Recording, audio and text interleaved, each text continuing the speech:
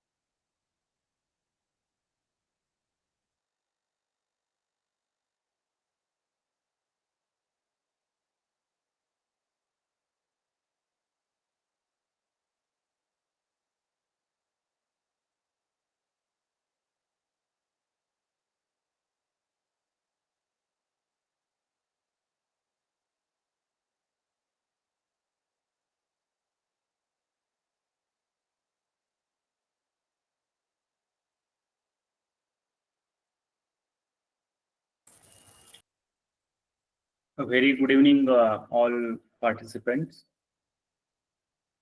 Myself, Dr. M.K. Biradar, co-coordinator of this FDP. Uh, Sir, my voice is audible? Am I audible to Yes, participate? sir. Yes, sir. Audible, sir. Yes, thank you. Thank you, sir. Audible, sir. Thank you, sir. Today we are entering into the fourth day's sessions. We have two sessions today. First session, which is on the new hydrogen economy hype to reality by Dr. Balasaheb Shinde, sir, who is the divisional manager in R&D department at Force Motor Pune. And also we have the another session uh, at 7:30, which is Industry 4.0 Cybersecurity and the Sustainability by Dr. Vilas Shewale, sir, who is the principal scientist at the energy from the USA. So we have the today we have the very interesting two sessions which are really relates with the Industry 4.0.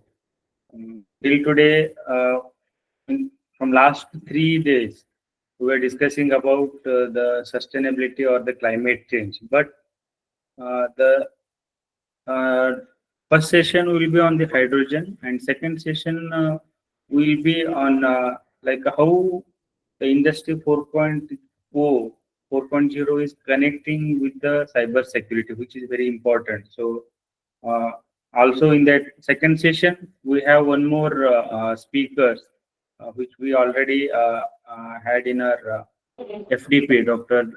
Uh, Sudeep Ingole, sir. So I request all the participants, please gain the knowledge from the today's session. Just our speaker will join within 2 minutes. We'll wait for the joining the speaker.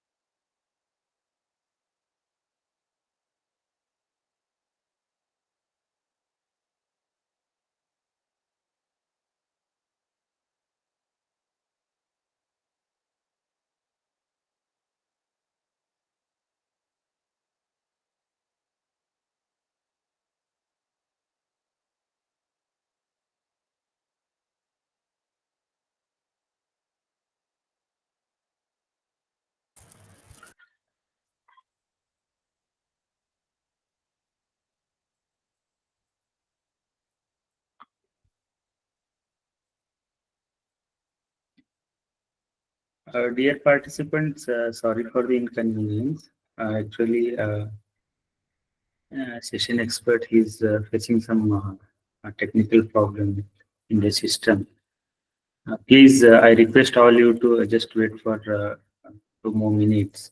We'll join very soon.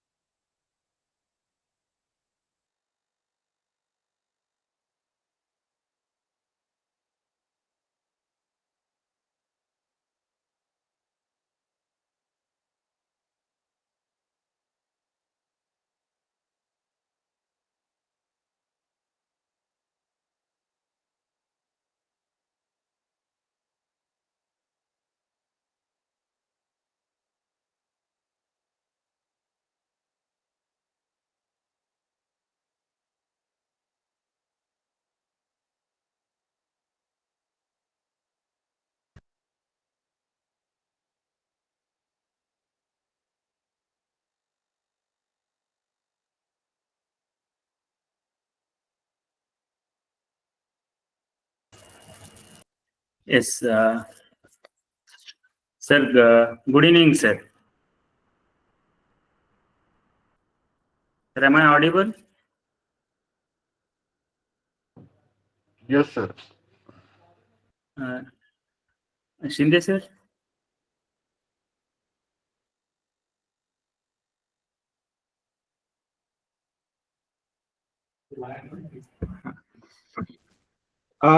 It is extremely sorry that it has some connection. So हम बंद करते हैं. So Okay, sir. Just proceed further. So Yeah. just I will take a few minutes to give a brief introduction, sir. Dear participants, sorry for the late. Today we have the eminent speaker, Dr. Balasaheb Shinde, sir, who is currently heading as a divisional manager at R&D in Force Motors, Pune. Sir has received his master in automotive engineering from Pune University and his PhD in hydrogen internal combustion engine from VIT Chennai. Sir is having more than 33 years of research expertise in development of the alternative fuel and conventional fuel engines and vehicles from the single cylinder to multi-cylinders for two-wheeler to the heavy-duty vehicles and the applications. He has collaborated on new product development with Indian and multinational OEM such as Bajaj Auto, Force Motors, Pigo. He's also particularly proud of the development of India's first four-stroke three-wheeler vehicles powered by CNG and hydrogen fuel, as well as India's first MPFI CNG engine development of the LCV applications. He has the extensive expertise of the developing products, engines, and the vehicle to comply with the BS1 to BS6 emission. He has more than 15 plus technical papers published in the various national and international conferences and journals. He also served as a technical paper review for the several national and international journals, including SAE and the International Journal of Engine Research. Currently, as I told, sir is a divisional manager in engine development at R&D Force Motors. So today we are having some lights through sir on the new hydrogen economy, whether it is hype or the reality. So I welcome you, sir, for our fourth day session of Atal FDP under the topic of Industry 4.0 in energy sustainability and climate change, sir. So now forum is open for you, sir. You have the time up to 7:30 p.m., sir. Yes. So, present.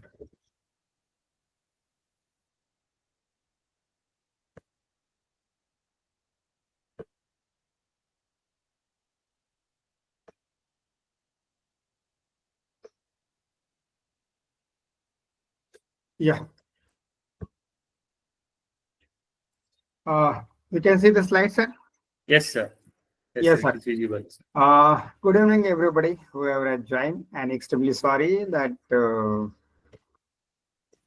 due to some connections, file was in one laptop, the laptop was not charged, and then transferred to second laptop, and finally we are here.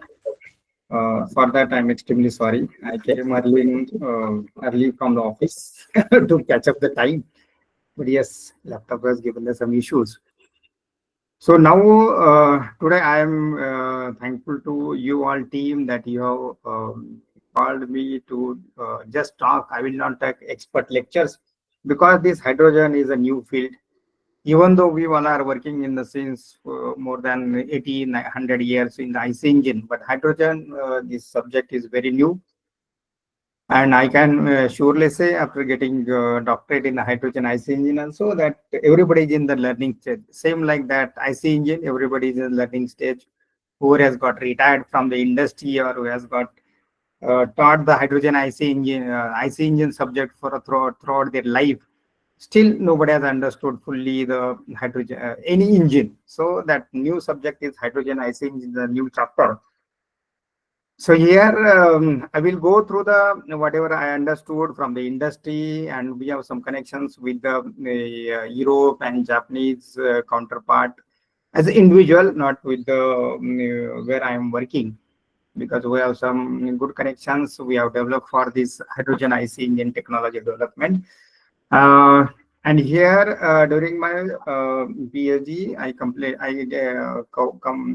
converted a single cylinder engine from gasoline application, three spark engine, DTSI engine to CNG, and further to the hydrogen IC engines, and that is a port fuel injection. So here I will share my experiences, as well as I will keep a lot of I will not give much time on my presentation, what I am understood or what I am that definitely I will share, but forum will be more open to this hydrogen economy since I am working in the hydrogen technology. So I would like to understand more about the any fear or any informations audience wanted from I will try to share that informations. I have the Indian connection as well as the global connections. I am also a member of Transport Engineering Division, where these standards are being developed for the Indian automotive industry. Further, not to share, not to consume your lot of time and not to test your patience, I will start my presentation. Today's subject is hydrogen economy, hype to reality. This, if you look at a lot of Google and LinkedIn documents, still there are Europeans and US and all we are Asian countries. Till that, nobody has come to a agreement that what is required for the decarbonization of these systems, automotive systems. Somebody is talking about the electric vehicle, somebody is talking about the different fuels, and a few people are talking about the S2I technology and the S2Is or hydrogen fuel cell. That is also one different subjects at different levels. So here we'll talk about, but my personal feeling based on my around 30 plus years industry experience, global exposure to from US, Europe to Japanese technology and various departments I'm working. Based on that, yes, firmly I can say it is not a hype or it is not a wrong path, but it is a reality now came to existing, that hydrogen economy is now a reality. Here we'll discuss about hydrogen property, just to touch upon these few properties. Then hydrogen, there are two routes: hydrogen IC engine vehicles and hydrogen fuel cell vehicle. Then IC engine, fuel cell, and battery electrical vehicle. As we have seen, a lot of disputes, arguments are going on this, which vehicle is to be good or bad, or what are the benefits out of either battery vehicle or fuel cell or IC engine. That we'll discuss. Then hydrogen in the automotive industry, hydrogen in other critical sectors, hydrogen, India's global and hydrogen status, and conclusion way forward. Looking at the hydrogen properties and compared with the existing fuel as a gasoline, diesel, methane, that is CH4, and hydrogen, the liquid density of in kg per meter cube, gasoline has maximum 770, diesel has 845, methane 423 in the liquid stage, to hydrogen is 70.8 kg per meter cube, and these are at, when you talk about the liquid stage, gasoline is at liquid stage at normal temperature and pressure, but methane has to be liquefied at minus 162 degrees, or the hydrogen needs minus 250 degrees centigrade temperatures. The gaseous density of methane is 0.712 kg per meter cube, over this hydrogen is 0.09. So density of gas hydrogen is very, very low. Molar mass kg per mole is gasoline 98, methane 16.043, and hydrogen has 2.01. Other properties, considering this liquefations and gaseous stage. So hydrogen at 70.8 kg per meter at cryogenic temperature at minus 250 degrees centigrade. Okay, how these properties are affecting or important, considering the calorific value of the fuel when you are using the internal mixer, or as external mixer formation. I would like to explain here. External mixer formation means you can talk in a practical manner as a port fuel injections, where fuel is injected in the intake manifold and then it goes to a combustion chamber. Internal mixture means it is called as a direct injection. Fuel is directly injected in the combustion chamber, so that is direct internal mixer formation. These affects the calorific value, mixer calorific value, not the individual calorific value, mixer calorific value. The gasoline in terms of megajoule per meter cube 3.76, or the methane 3.4, and hydrogen 3.19. Even in the external mixer formation, hydrogen has a lower mixer calorific value than the gasoline.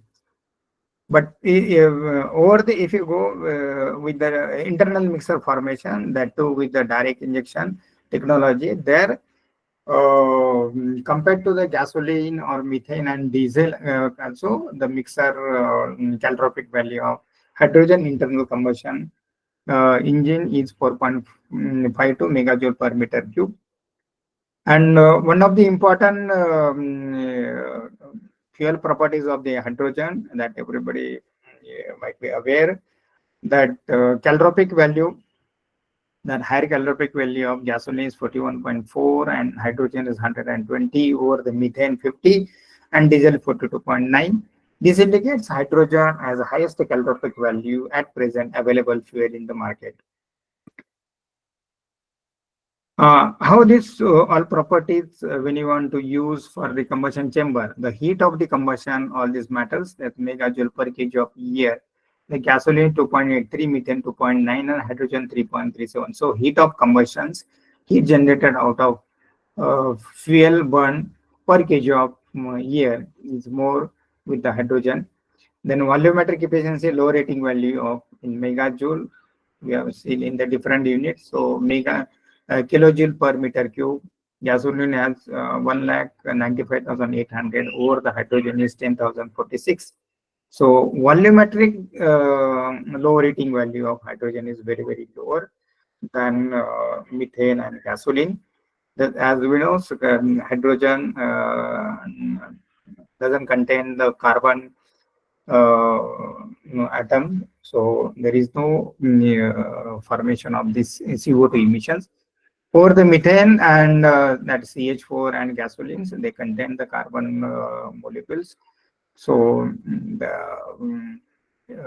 formation of the CO2 emissions are higher than the hydrogen. Hydrogen is practically nil.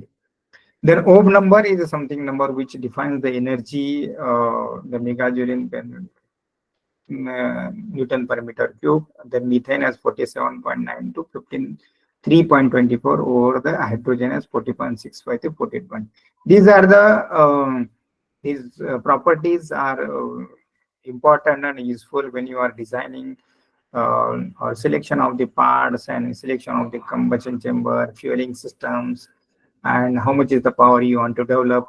That time, these all properties are needs to be understood and taken into consideration for hydrogen IC engine design and development.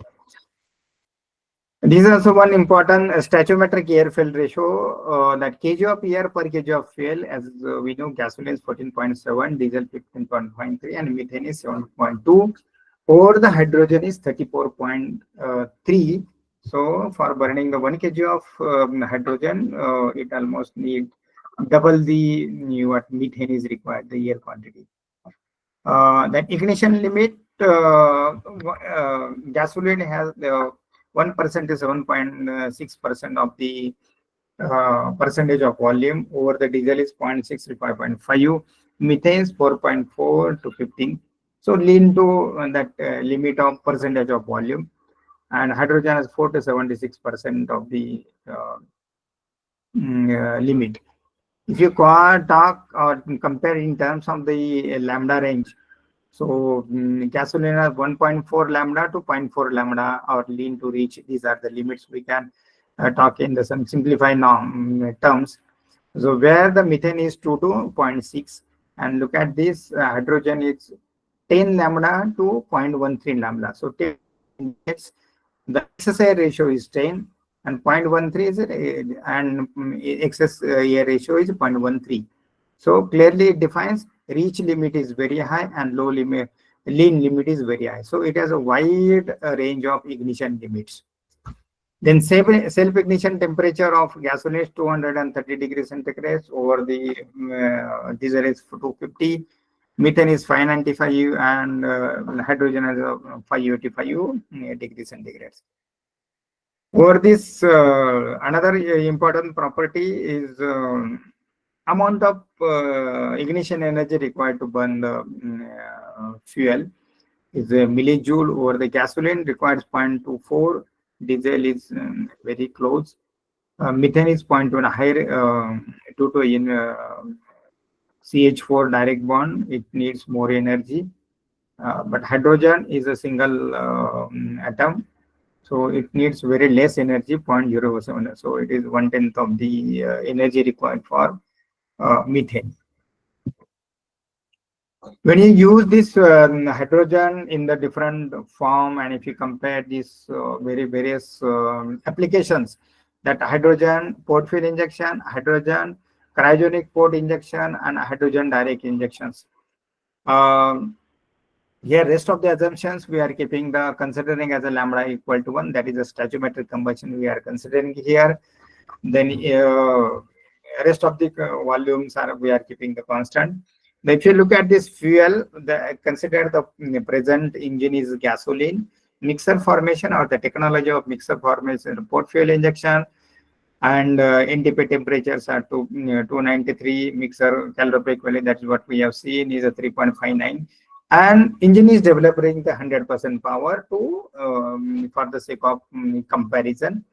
Over this, when you convert or when you develop the hydrogen IC engine of the same capacity and keeping everything same, and the port fuel injections, then engine power, that is specific engine power percentage develop is 83%. This indicates 17% minimum power loss is will happen when you convert to port fuel hydrogen port fuel injections. For this, if you use the hydrogen cryogenic port fuel, cryogenic and port injections, you will find the 15% more power developed over the present gasoline engine.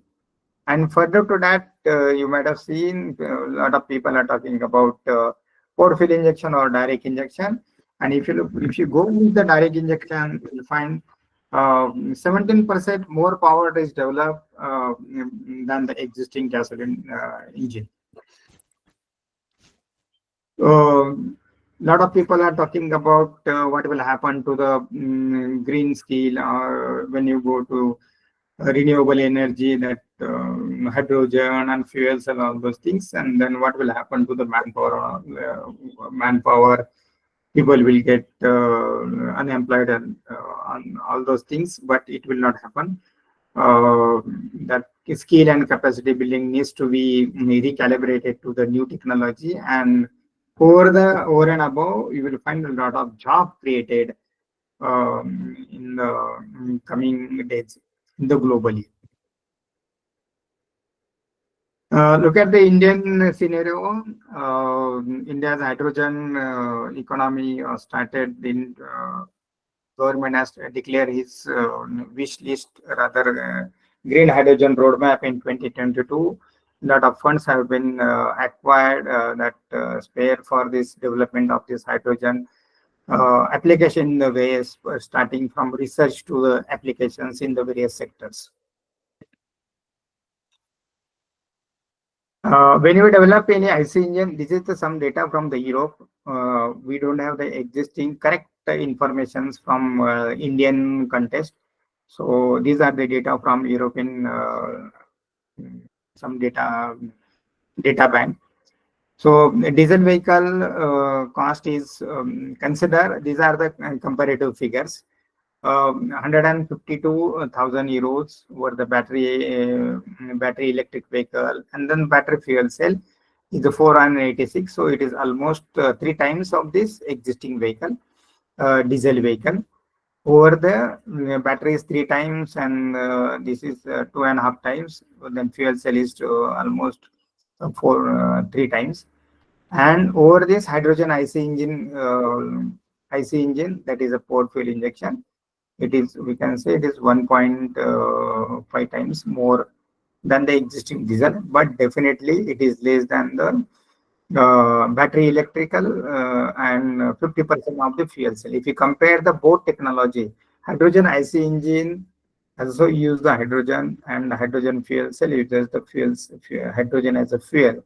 In that case, cost of the fuel cell vehicle almost double than the internal combustion engine converted or the developed on hydrogen. This is also same case with the right hand figure shows large buses of 40 passengers. So diesel has 250 and hydrogen is 700. So almost 3 times the cost of the buses. Powertrain developed for hydrogen powered vehicle. So structure is very simple, similar to, we can talk about CNG vehicles, the hydrogen, then hydrogen tank. Then there are two comparison we are showing here is a fuel cell and hydrogen internal combustion engines. So hydrogen is a tank, is the same for both case. Another, the fuel cell, it is a fuel cell unit which develop the electricity, then it is stored in the small battery backup. Then the battery, then motor, electric motor, then step gear, and the power is delivered to the wheels. Over this hydrogen IC engine, tank remains same. It is an internal combustion engine, reciprocating engines, maybe 2-stroke or 4-stroke, it doesn't matter. And then rest of the things remain same as existing diesel applications. Average powertrain efficiency of hydrogen IC engine and fuel cell. This is some of the people in the globally talking about the efficiency in terms of the efficiency. So I'm just compare this WLTP of two cycles on these two vehicles rather. So one is the maximum power of 114 kilowatt inertia, and the rest of the things we can say similar to that. Then ideal mode, and so these are the cycles we compare. These are the WLTP are the driving cycles for comparison of the fuel economy and emission norms.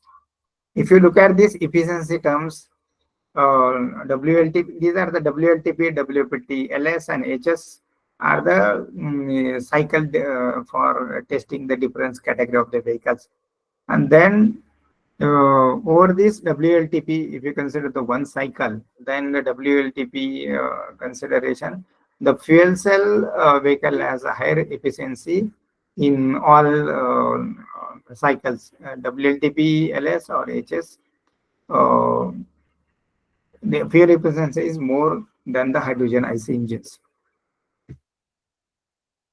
This is the overall hydrogen ecosystems. The hydrogen can be produced from the various sources: coal, the biomass, natural gas, wind, solar, or the electrolysis of water, then gasification, steam metharming process, or electrolysis process. The hydrogen is generated either on-site or off-site, and then it can be transported to pipeline or railways or trucks in the cryogenic form, or it can be transferred from ship from where the Japan is now importing from the Austria hydrogen for their applications. Then hydrogen is stored in either gaseous form or a liquid form. It is transferred to the trucks pipeline, and it is being used for various purposes, that automotive, refinery, ammonia, or other different applications. And efficiency wise, if you consider WLTP hydrogen IC engine versus hydrogen fuel cell, how much is the fuel required over this running this cycle? Is hydrogen IC engine has taken the more fuel, consumed the more fuel than this, because of the inherent characteristic of the fuel cell vehicle. No combustion losses and all things.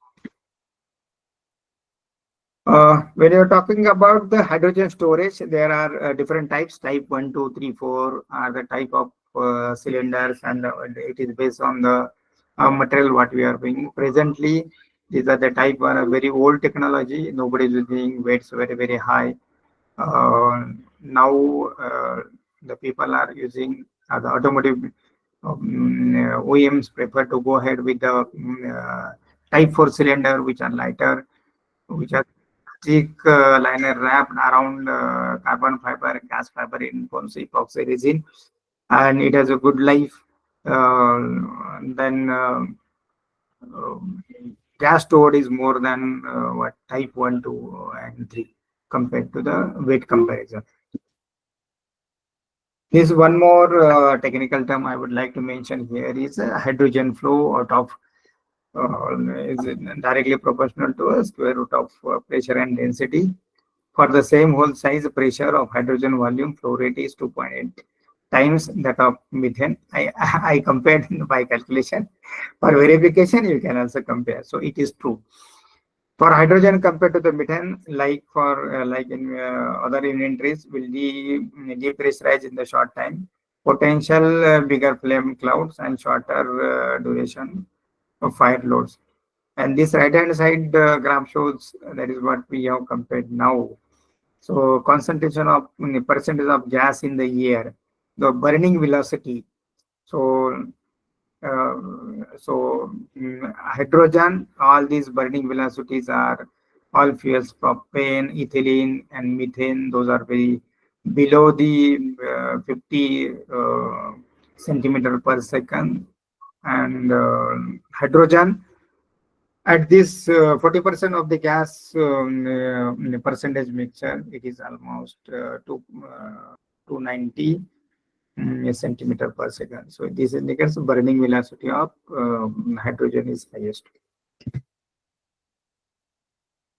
The question may be how to produce the hydrogen. Just I want to show one slide here. For production of 1 kg of hydrogen, we need minimum 9 kg of water. That is ultra pure water uh, is required. Then how much is the ultra pure water for this groundwater and all those things? For power to X. So here, how much is the electricity required? That is also energy required for electrolysis. Also, 1 meter cube of water is around, by electrolysis process, considering the groundwater and treated water and seawater, all this consideration. So by electrolysis process, it needs 500 kilowatt hour for generating 1 meter cube of energy required for electrolysis. 1 meter cup of water is 5,000 kilowatt hour. Estimated variation in hydrogen demand.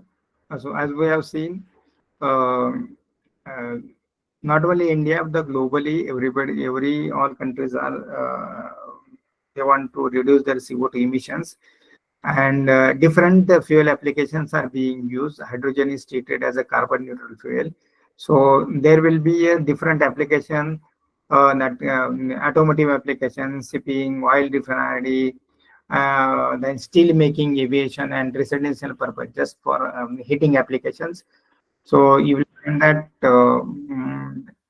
this is some data of Europe. That is where they are targeted. Is that they use the methane for application, heating application. So the use of hydrogen will be more for residential application. It will be followed by steel making and heavy commercial vehicles. That is a transport sector. This is also same. That is what we have seen. The natural gas, the different energies, natural gas, concentrated solar, electricity, solar, waste, biomass, and industrial product. Production methods are different. Production methods, steam reforming with carbon capture or not, thermal cracking. So these are the some production process for production of the hydrogens.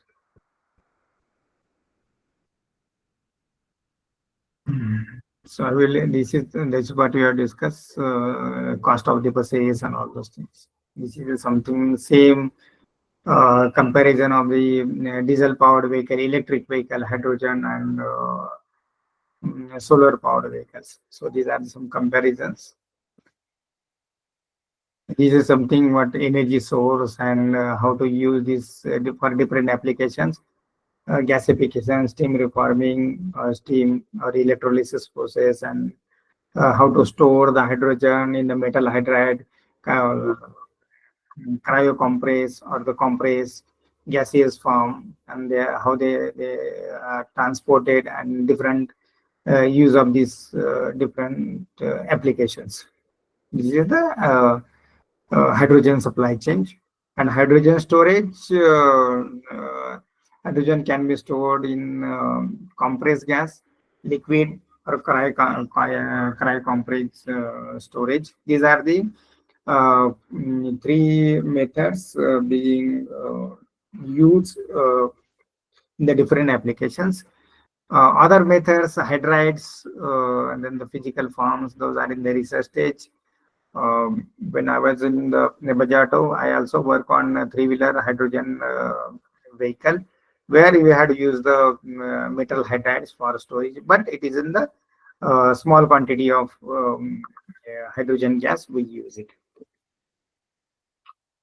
This is the same hydrogen and for the different applications, hydrogen fuel cell, internal combustion engines, and for aviation fuel also. So technology remains same.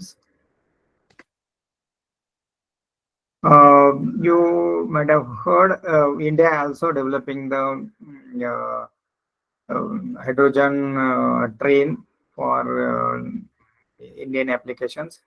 So that is not a hydrogen IC engine. That is the PIMS fuel cells are used for this train applications. Looking at this hydrogen IC engine development as such, so it is started, everybody knows, 1807.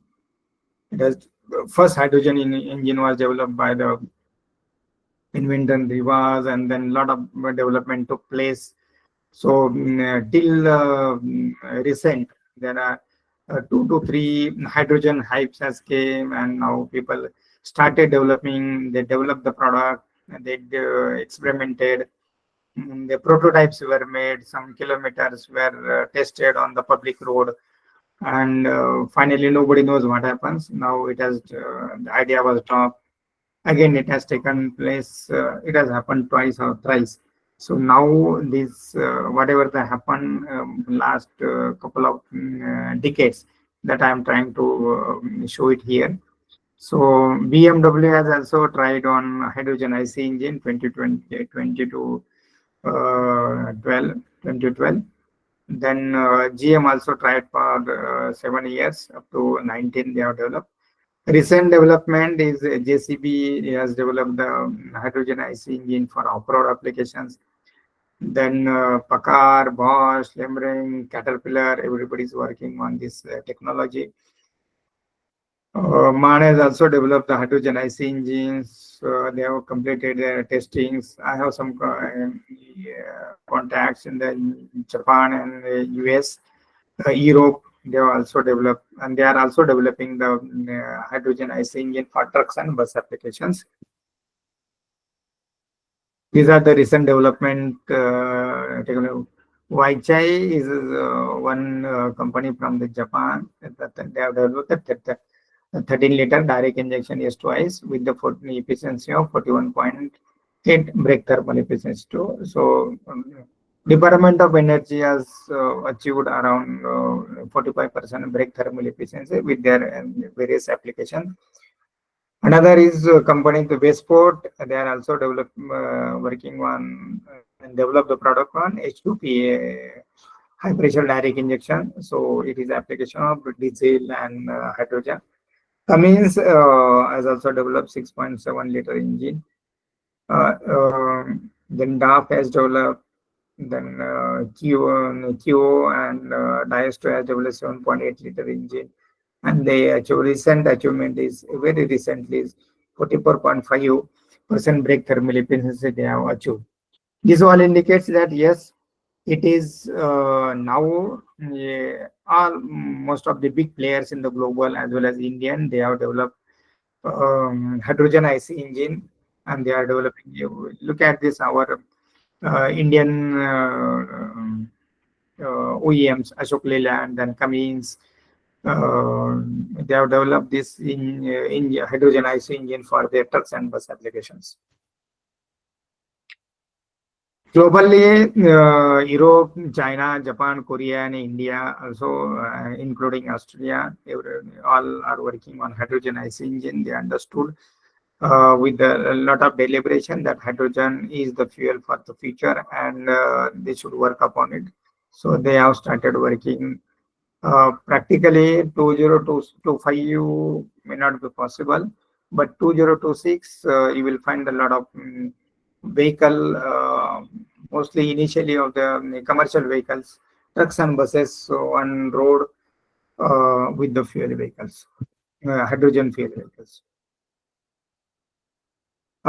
Finally, looking at this quick and fast solution to decarbonize the transport sector is both hydrogen ICE engine and fuel cell vehicle. Both are complementary to the each other. And two-wheeler, three-wheeler will dominant player for battery electric technology because of low energy requirement. Globally, and we as India as well as with some foreign players, we continue to work on hydrogen economy to meet the global net zero emissions. So in short, at this moment and at this time, hydrogen is not a hype. It has now come to a reality. Okay, thank you. Hello. Hello. Yes, sir. Yeah. I thought. Yes, sir. Yes, sir. Yeah.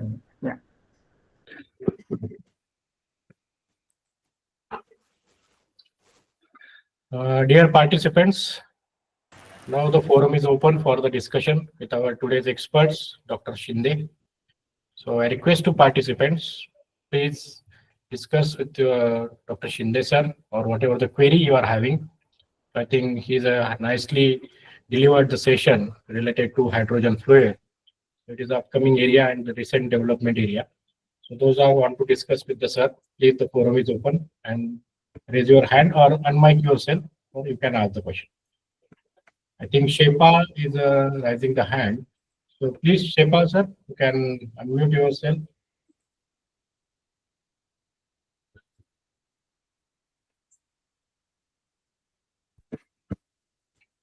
Okay, any other participants? Chitragar sir, please. Just a minute, sir. Just a minute. Yes, sir. Please. Hello, am I audible, sir? Yes, sir. Audible. Yeah. Good evening, Shinde, sir, Good evening, sir. and all the participants. Good evening. So really, it was a upcoming technological topic in this FDP, particularly on the hydrogen. Yeah. You nicely elaborated all the properties and the storage part. Just I wanted to know from your side, as you are working on that in sports company, what is the roadmap of this hydrogen in India, sir? Hydrogen? In India. Roadmap, as like even we are aware, Nitin Gadkari sir is talking about green hydrogen. So just I wanted to know what is the status of this hydrogen development in India to bring from well to bill situation like on the road. There are very clear and clear-cut guidance from the ministry, that Indian government. So all these Indian hydrogen activities are handled by the not from Ministry of Heavy Industries. Earlier, this Department of Hydrogen was with the Niti Aayog. Now, last 2 years, it has been transferred to Ministry of New and Renewable Energy (MNRE) department. So Prahlad Joshi is heading that cabinet minister for this department. Okay. There is a clear-cut guideline for green hydrogen roadmap that Prime Minister of India has started his program in 2022. There it has been clearly roadmap is defined for not only for automotive sectors, but for steel and other chemical and fertilizer industry. So roadmap is very clear, including the skill and capacity building. Okay, fine, sir. Even I graduated I completed my PhD in NITK on the same topic, sir, use of hydrogen in automotive vehicle. I have worked on the 4-cylinder engine. So with 100% hydrogen in NITK under the guidance of Dr. Kumar GN, sir. Okay, good. British PhD from IIT Delhi. Okay. We are aware that Hightain rickshaws were being operated in Pragati Maidan in Delhi in 2008. That was the my when I was in 2006. That was the vehicle was developed when I was in Bajato. That was the three-wheeler we had developed in single cylinder three-wheeler was developed. 4-stroke engine on hydrogen IC, hydrogen fuel. On pure hydrogen, sir. I think it was hydrogen with I think ethane or ethane engine, something so. You all people from academic may not be like, but I don't like the hydrogen with diesel, hydrogen with the gasoline, hydrogen with ethane. It is only experimentation actually.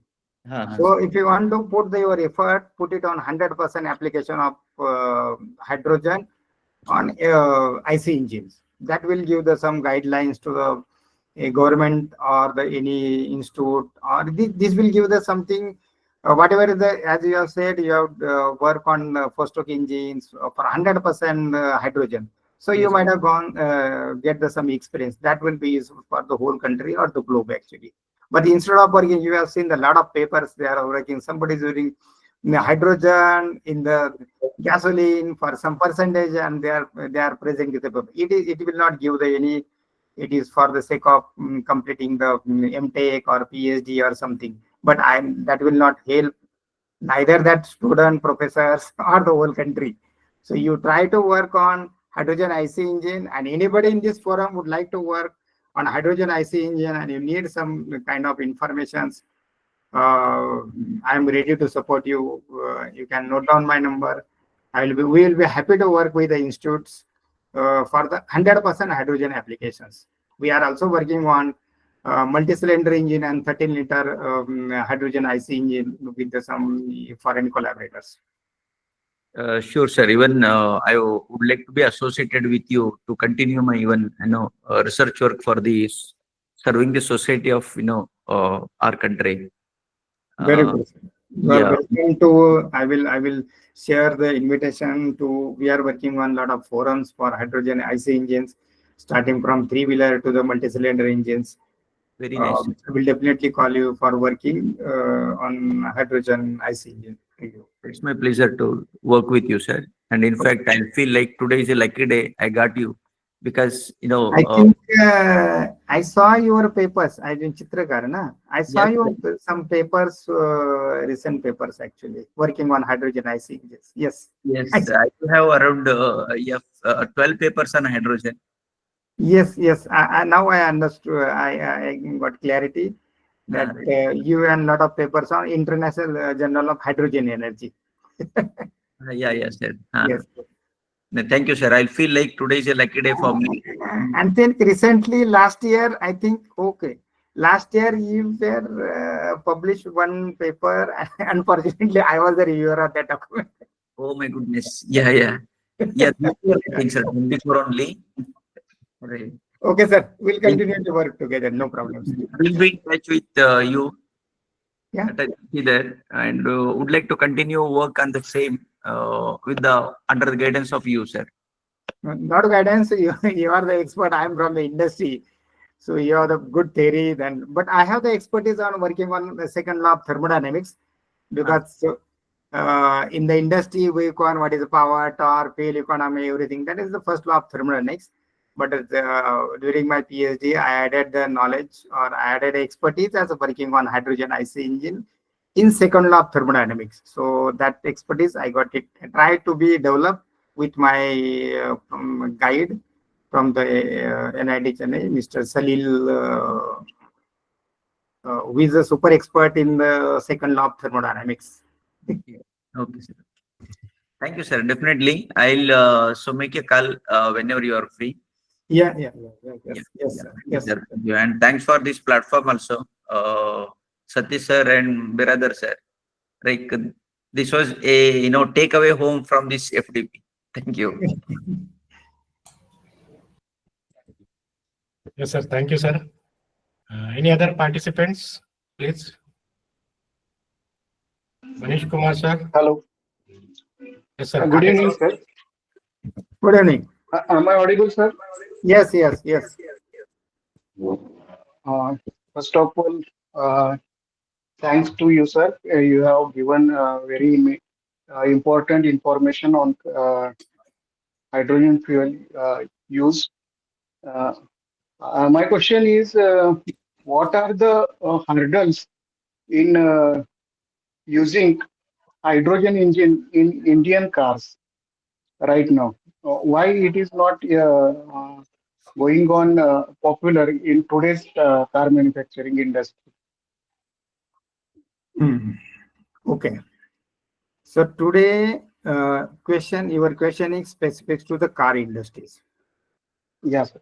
As I said, there are presently all cars, diesel cars. Now, due to the cost of the after treatment devices of diesel cars, now if you might have seen, there is a change from diesel vehicle to the CNG vehicles. Maruti has developed instead of diesel the CNG vehicles, so people are shifting towards the CNG. So you will compare the CNG vehicle over this electric and over this. Why not hydrogen actually? Okay. Be assured, this hydrogen technology for cars is already proven in the globe. And I personally say that it has nothing to do or no issue with application of the car applications. But at present, there is another, it's cost factor comes into the picture when you are buying the vehicle actually. So one is the CNG vehicles we are buying, then the another is electrical vehicles. Electrical vehicles, government gives the subsidies, government is pushing electrical vehicles, and the cost of operation is very low. That is why people are preferring the electrical vehicle. But your question is why the cars are not operated on the hydrogen IC engines. Okay. At present, globally, it is being most critical things is the trucks and bus applications. So everybody is concentrating on trucks and bus applications. That is the most energy consuming area. That is the public transport and goods transport applications. Large fuels are consumed in that sector. So people are concentrating, or the OEMs are concentrating on trucks and bus application even in the globe. But for hydrogen car application, it has no technical issues. The issue is only the cost. And let this technology prove on trucks and buses, and then it will be, when the cost of hydrogen will be the very $2 or $3, and then the cost of all these vehicles will be very close to the existing vehicles. So I will add on this one thing. So we are also working on the roadmap of developing a diesel vehicle converted to a hydrogen, and look at this after 10 years.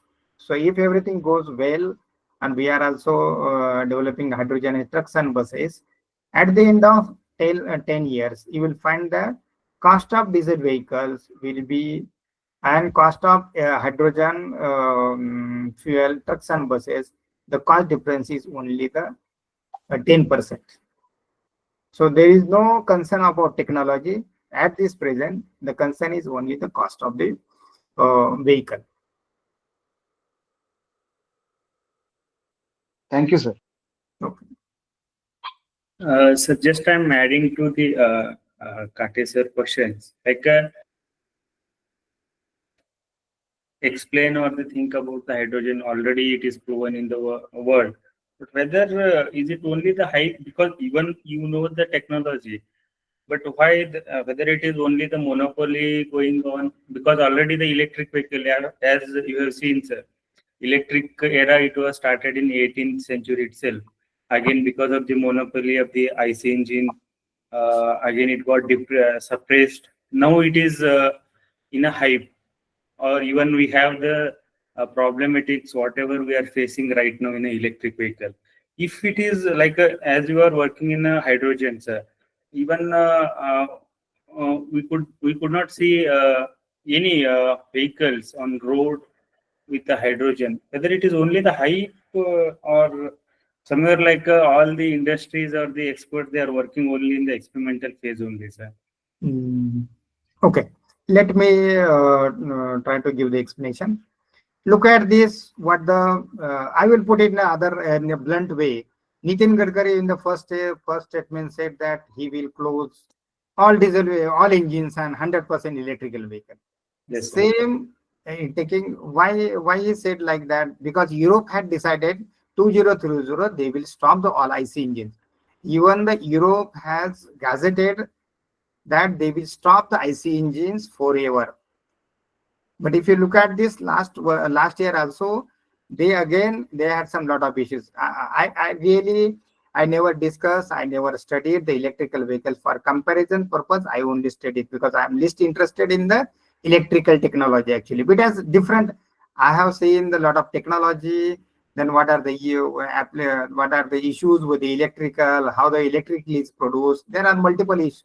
If it is a green electricity, nobody knows. It is coal is burning in the Jalgaon, and it is electricity is transferred to the Pune, and we are saying it is a green energy. It is absolutely nonsense. I have some international documents that what happens to the health of the people. If you if you consider that all people have started working the using the electrical vehicle, your life will be life will be deteriorated by the 6 months. There is some data shows. So it will die 6 months earlier than this actually. So our not point is not that we should what technology they should use, but I am saying hydrogen IC engine also that European government has also included in their gazette. So you can use the hydro engine. Now they've said engine will not be in the production. Now they said yes, engine can be used with the hydrogen application. So now they have said fuel should be a carbon neutral fuel. So how much is the carbon out of combustion? Then the whole ecosystems from well to wheel or tank to wheel, that concept came into picture. How much is the in CO2 that vehicle is produced? That is to be counted rather than only the application point of view. Tank to wheel, wheel to tank, and tank to wheel. All this concept came because of this. So that is why since the hydrogen IC engine has opened the doors, so it has not closed. So that is why in the Europe also, everybody, Europe and US, everybody is on a hydrogen IC engine. And what the government is saying, it should meet the CO2 emission norms. It has not specified any fuels. If you meet the CO2 emission norms of your vehicles, you can very well produce the vehicles.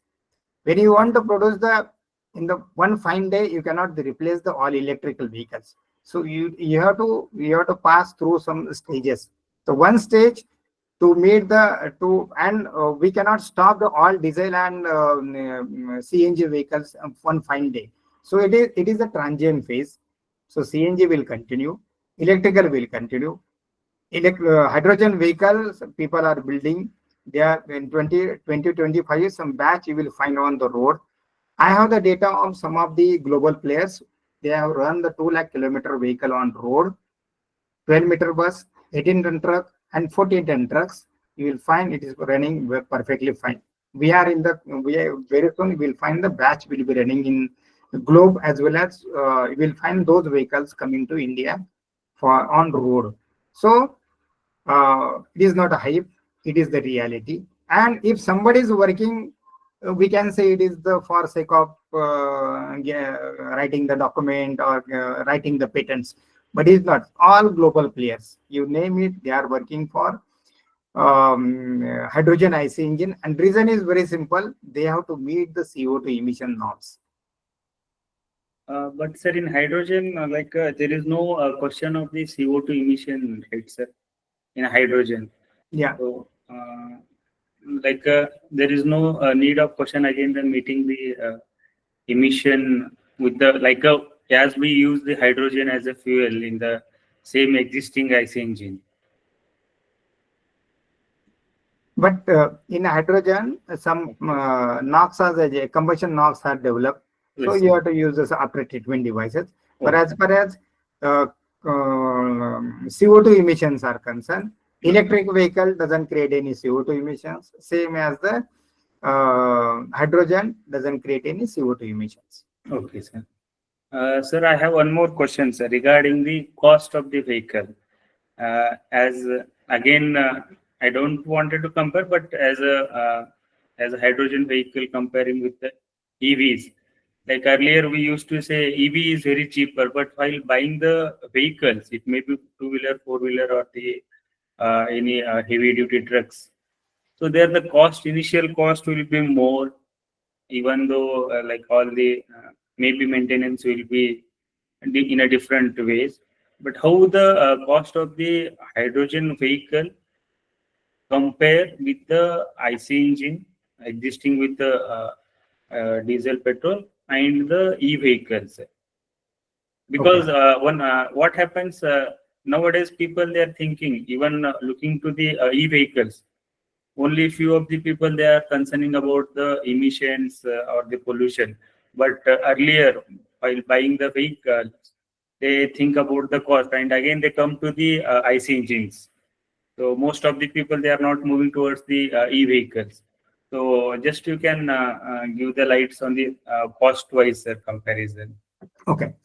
Consider that today we have the gasoline vehicle, CNG vehicle, battery electric vehicle, and the hydrogen IC engine vehicles. Yes. Certainly, that the battery electric vehicle initial cost is high because of battery and importing, not availability of battery stack up, and all those things, or battery parts. Same will take, once it will go to a mass production, when the people will buy the more maximum vehicles, the cost of the electrical wheel will definitely come down. It is not going to retain at this, it will come down.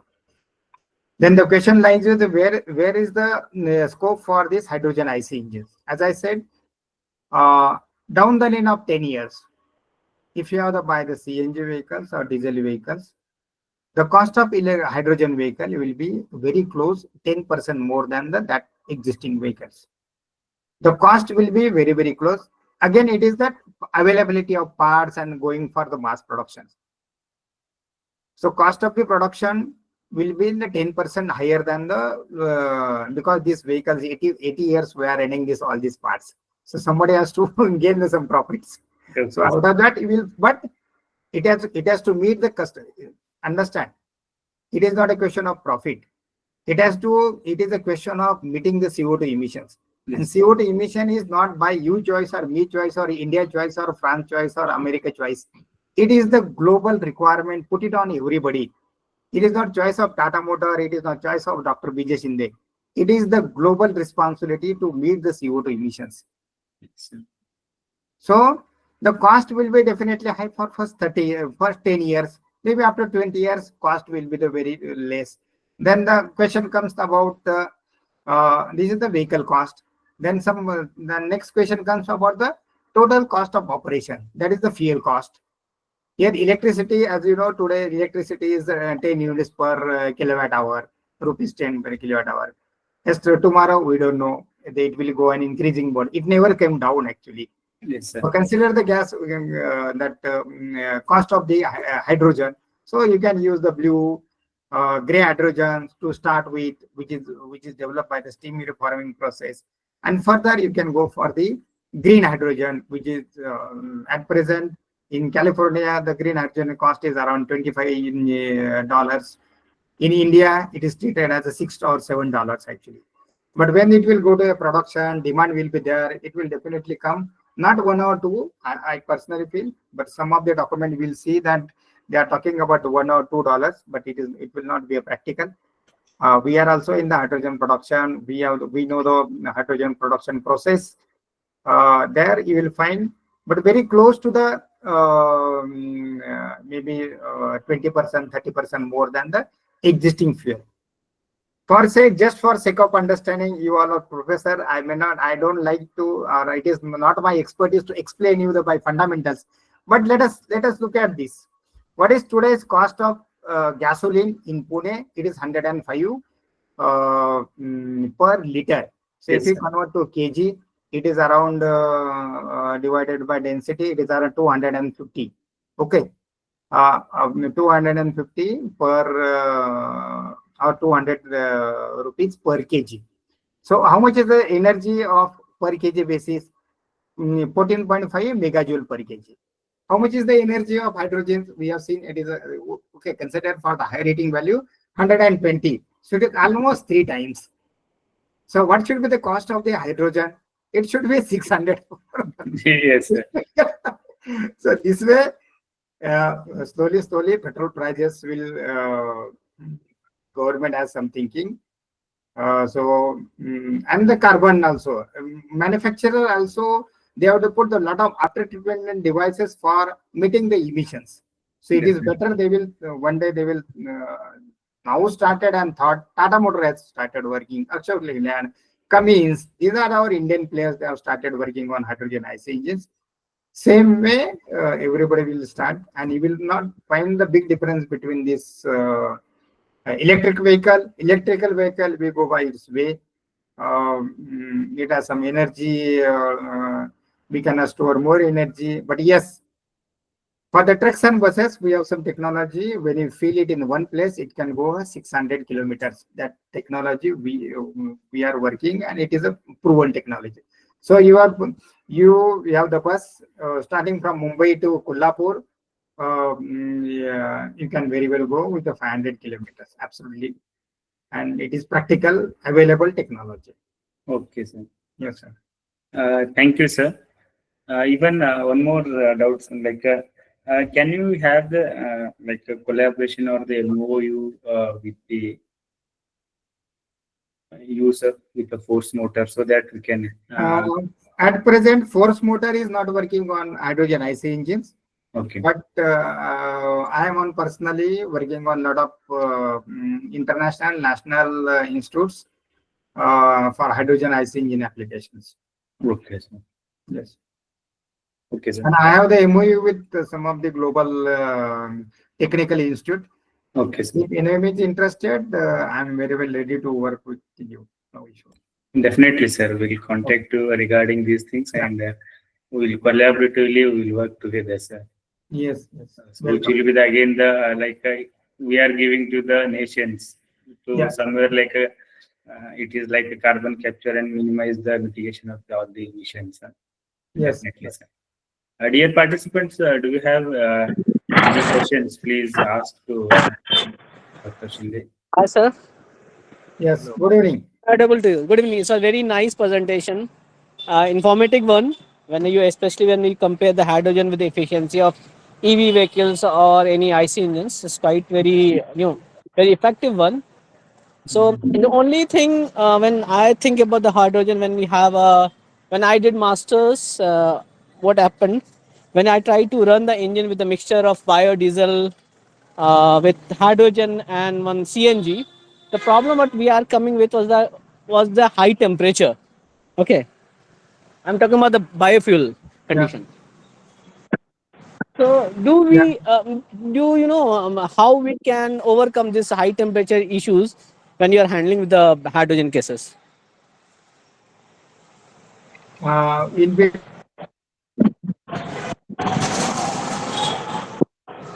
between your voice, I had a Tanushi, you can mute right now so that sir can speak in detail. Yes, sir. You may.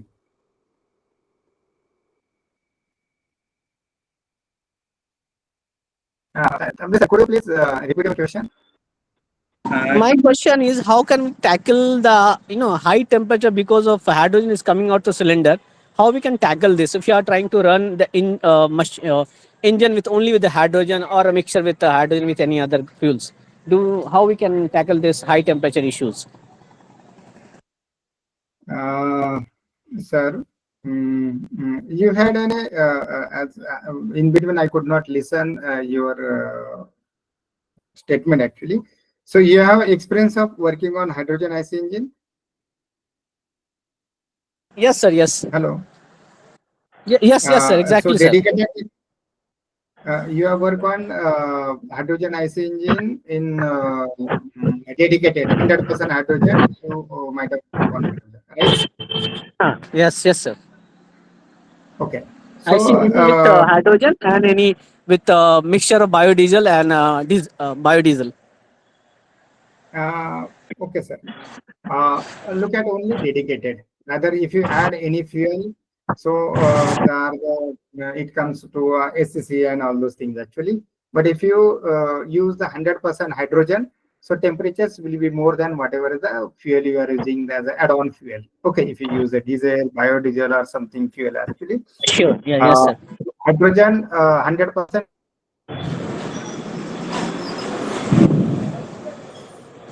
Any biofuel or given energy, right, sir? Okay. Yes. The question is, looking at this combustion properties or the combustion temperatures developed. All these properties, what we have written or shown is the combustion temperatures at the stoichiometric conditions. Right. Yes, sir. So, property shows the combustion temperature of the hydrogen IC engine when you working at the stoichiometric conditions are very high than other fuels. We can say that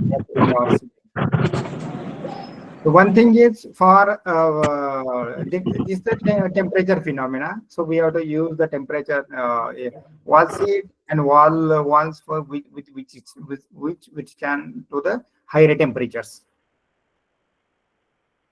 Different temperature material is available for a high temperature resistance.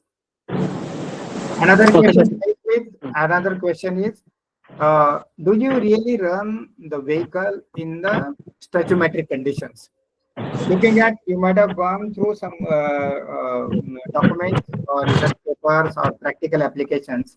It is not recommended to run the engine, hydrogen engine, in the stoichiometric condition, not because of temperature, but the main purpose of hydrogen IC engine is to reduce the emissions.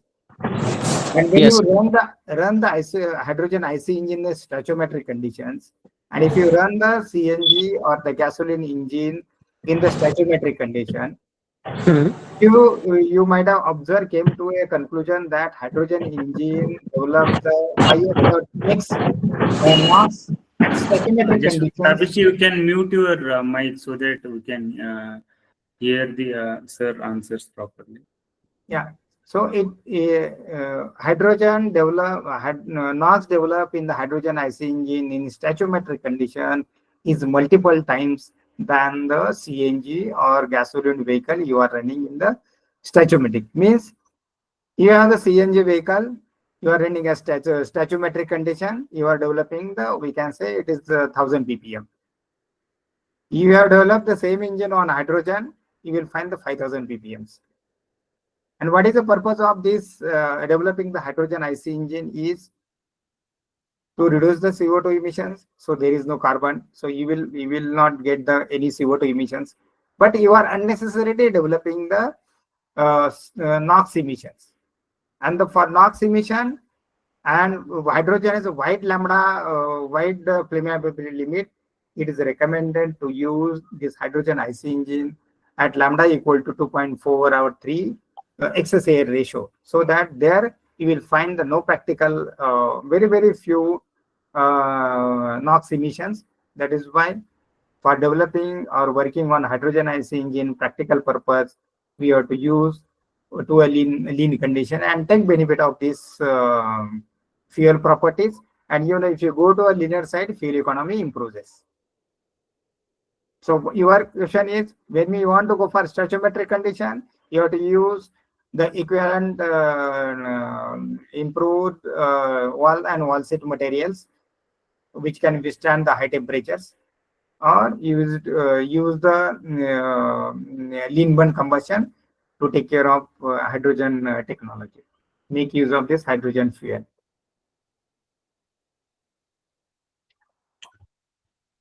Thank you, sir. Are you convinced, or sir? Thank you, sir. Okay. I think he's on roll. Thank you very much, sir. In spite of busy schedule, actually, Dr. Shinde sir, he accepted my invitation to give the session on the hydrogen for this Atal FDP. So really, sir, all the participants, they could take the all the knowledge regarding the hydrogen. You started with the basics and even the properties. From the properties, along with the comparison with the different fuels, to the next level extent with the application. So it was really nice, sir.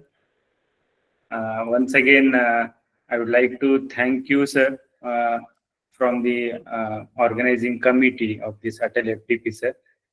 Thank you very much, sir. I would like to add one thing. If anybody, all this 119 team of professor, I'm not from academy. One thing is, so, but I would like to work with you all, everybody. Write it down, my reference contact numbers. I will be available for hydrogen anytime. You can call me at any time when you face any difficulty or you want to work in hydrogen anytime, any university. You can call me anytime. I'll be available, as it is my self-interest to aware and develop the more and more hydrogen awareness in the Indian society. So anybody can call me at any time. I'll be available. Thank you very much, sir. Really, sir, it will be very useful. Definitely, I will share your details to our FDP groups so that everyone can take the advantage of the hydrogen man who is working in India. Really, sir. Thank you very much.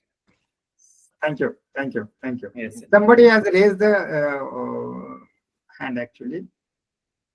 Somebody wanted to ask something actually. Hello. Yes, yes. Sir, Shinde sir, if you permit me, just I can add some solutions to the questions raised by Biradar sir and Tabish sir. The question raised by Biradar sir is about the comparison of the energy and as well as the price of hydrogen as well as gas. Yeah. Moreover, the present condition of country is like we should think of ecological conditions like pollution control. Yes.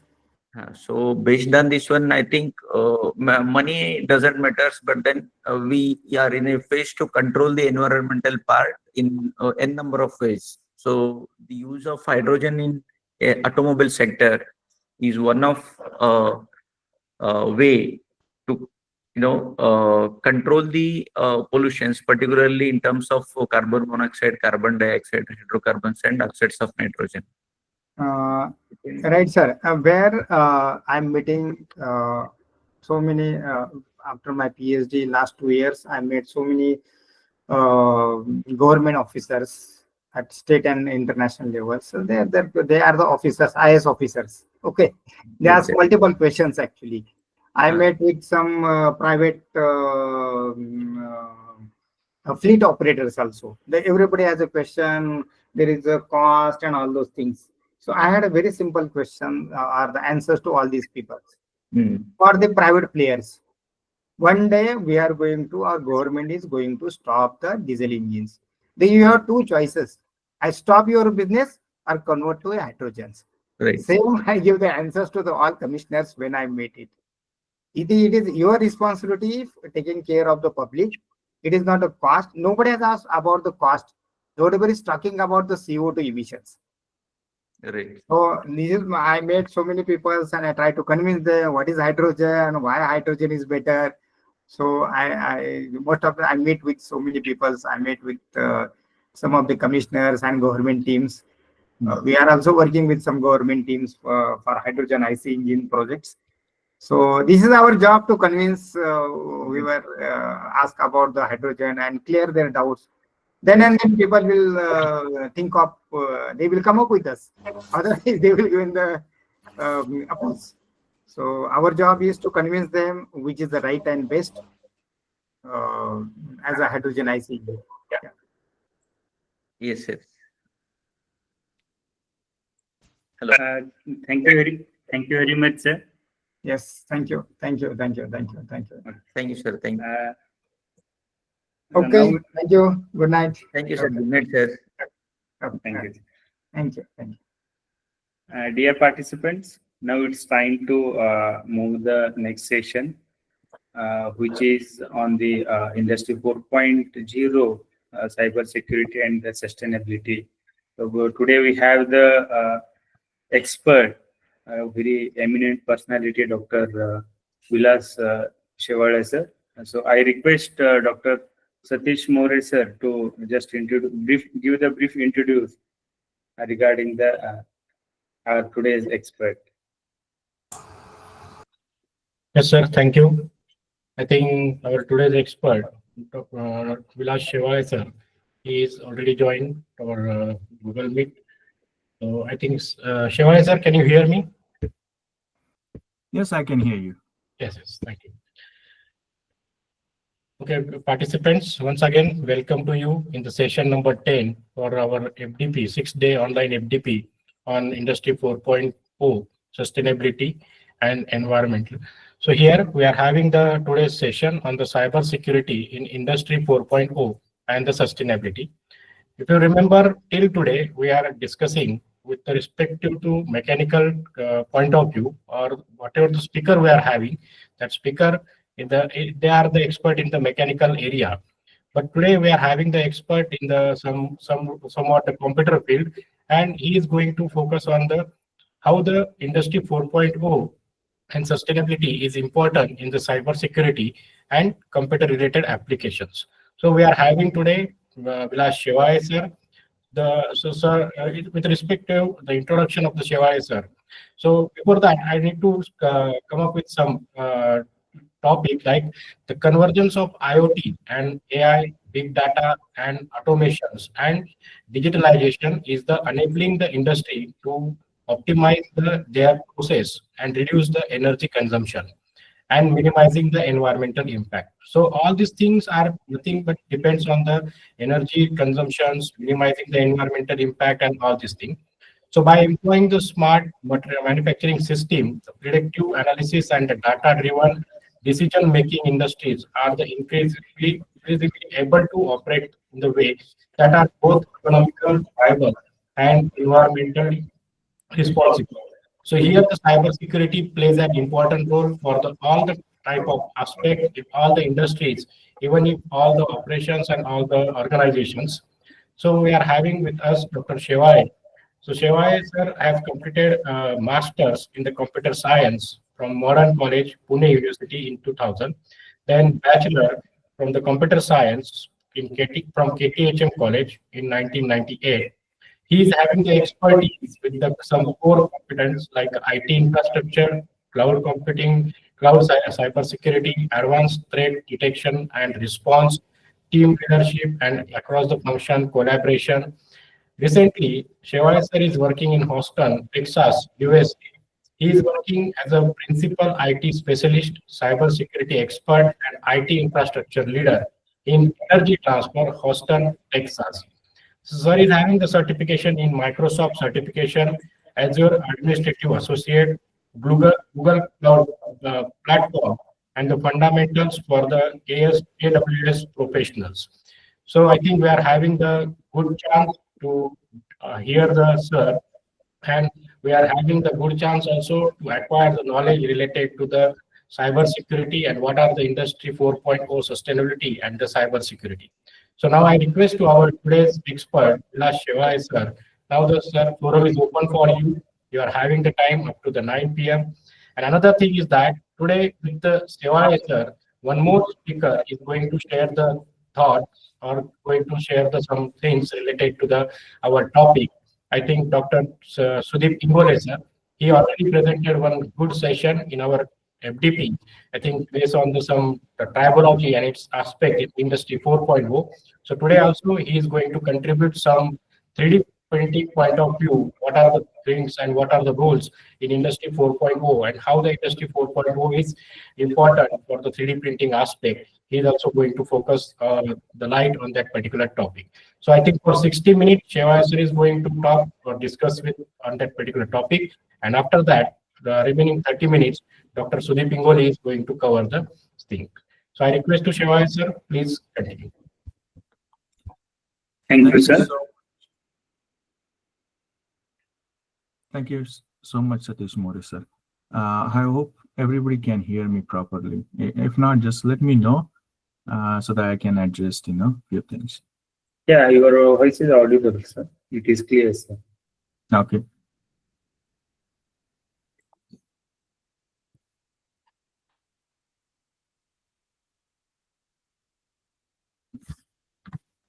So please share your screen. Yeah, I'm just sharing. Yes.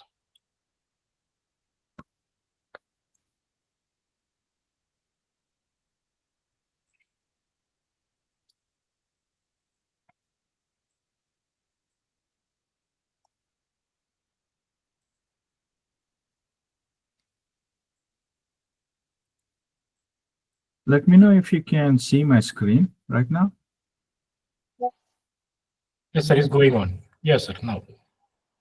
Okay. Okay, so thanks for the introduction and really appreciate. So today's we're going to talk about Industry 4.0, sustainability and cybersecurity. Hello everyone, I'm Vilas Shewale. First, I would like to thank all the organizers of this event and Dr. Sudeep Ingwe for providing me this opportunity to present today. I really appreciate that. Um, um, already got the introduction, but let me introduce myself. I hold master's degree in computer science from Pune University. I bring like 25 more than 25 years of diverse experience in IT industry. I'm currently based in Houston, Texas, USA. I serve right now as a principal at Energy Transfer. Energy Transfer is one of the largest transportation company in oil and gas sector. My areas of expertise include cybersecurity, IT infrastructure standardization during the mergers and acquisitions, which my company acquires like 2 or 3 companies almost every year. We do the once the acquisitions are done, my job is to do the cybersecurity audit and then make sure that we standardize all the applications. Uh, uh, I have expertise in implementing zero trust architecture and products in the standard environment, this is the business entities, as well as in the SCADA OT environments. I have done those, like couple of those in recent years. I also proactively mitigate the potential breaches and ensure the compliance with the regulatory requirements. We'll talk about more, TSA requirements, why the TSA requirement, applies to oil and gas industry. Well, throughout my career, I have focused driving the secure and efficient and scalable IT solutions, and that align with the business objective in a complex and very dynamic environments. I have vertical as well as horizontal experience. This is my contact information. I'll share my email address at the end of this session. For today's agenda, we'll begin by exploring the evolution of the industry 4.0, leading into brief overview of the 4.0. While some of you may already be familiar with the topic, we'll ensure everyone has a solid understanding of Industry 4.0 by covering some key concepts. And next, I will dive into intersection of Industry 4.0 and sustainability. And then cybersecurity by focusing on preparedness strategies and challenges unique to the today's digital era and how the today's digital transformation is happening. To add some context, we will have some real-world example case studies that can highlight both the, whether the attack was successful or how the vulnerabilities were exposed, and we will learn, how we can, prevent these cyber attacks. To maintain the flow of the session, we'll hold the Q&A session at the end of the presentation, if time permits. I will share my contact information, which I already shared in the first one, but I'll give you my email address at the end of the presentation. In case you guys have a specific question, you can contact me on that email address or follow me on Twitter, and I'm pretty active on Twitter nowadays. Well, let's talk about industry evolution. So we had, 3 industrial revolution in the past. We are living in the 4th one right now, and we are preparing for 5.0. Let's not dive into 5.0. Let's limit ourselves to 4.0. As you can see, the first industrial evolution took place in Britain in 18th century with mechanization. The first industrial evolution moved from manual labor to mechanical, more focused on how the manual labor can be converted into mechanical by harnessing, the steam and the water power, the steam engines, basically, basically replacing the raw muscle. Second industrial evolution took place around like early 20th century with improved manufacturing processes and assembly lines.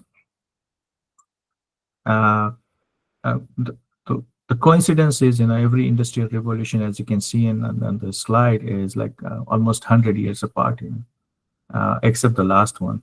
And we'll learn, why the last one, basically leaped from 1970s to what we have currently. The second industrial revolution took advantage of electricity, the invention of electricity, and the assembly lines that generate the mass production of a lot of things. The Ford Motor Company assembly line for cars, known for its mass production in early 1900, is a prime example how Industry 2.0 thrived in US.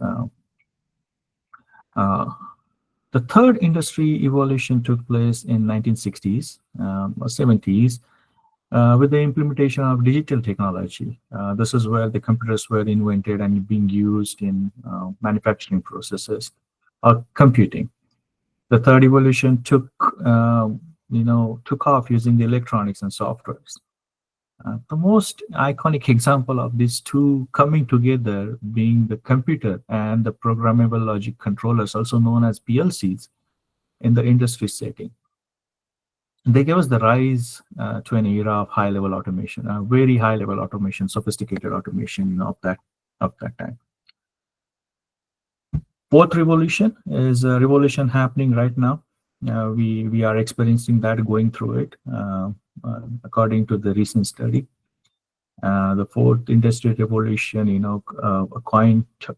the term coined by German government, in early 80s and 90s. The physical world and the digital world and the virtual world, today's virtual world, are colliding together, and we cannot stay away from it. They're creating smart products. Every day you see the results of that. The smart procedures and processes combined, they together combine smart factories. So basically,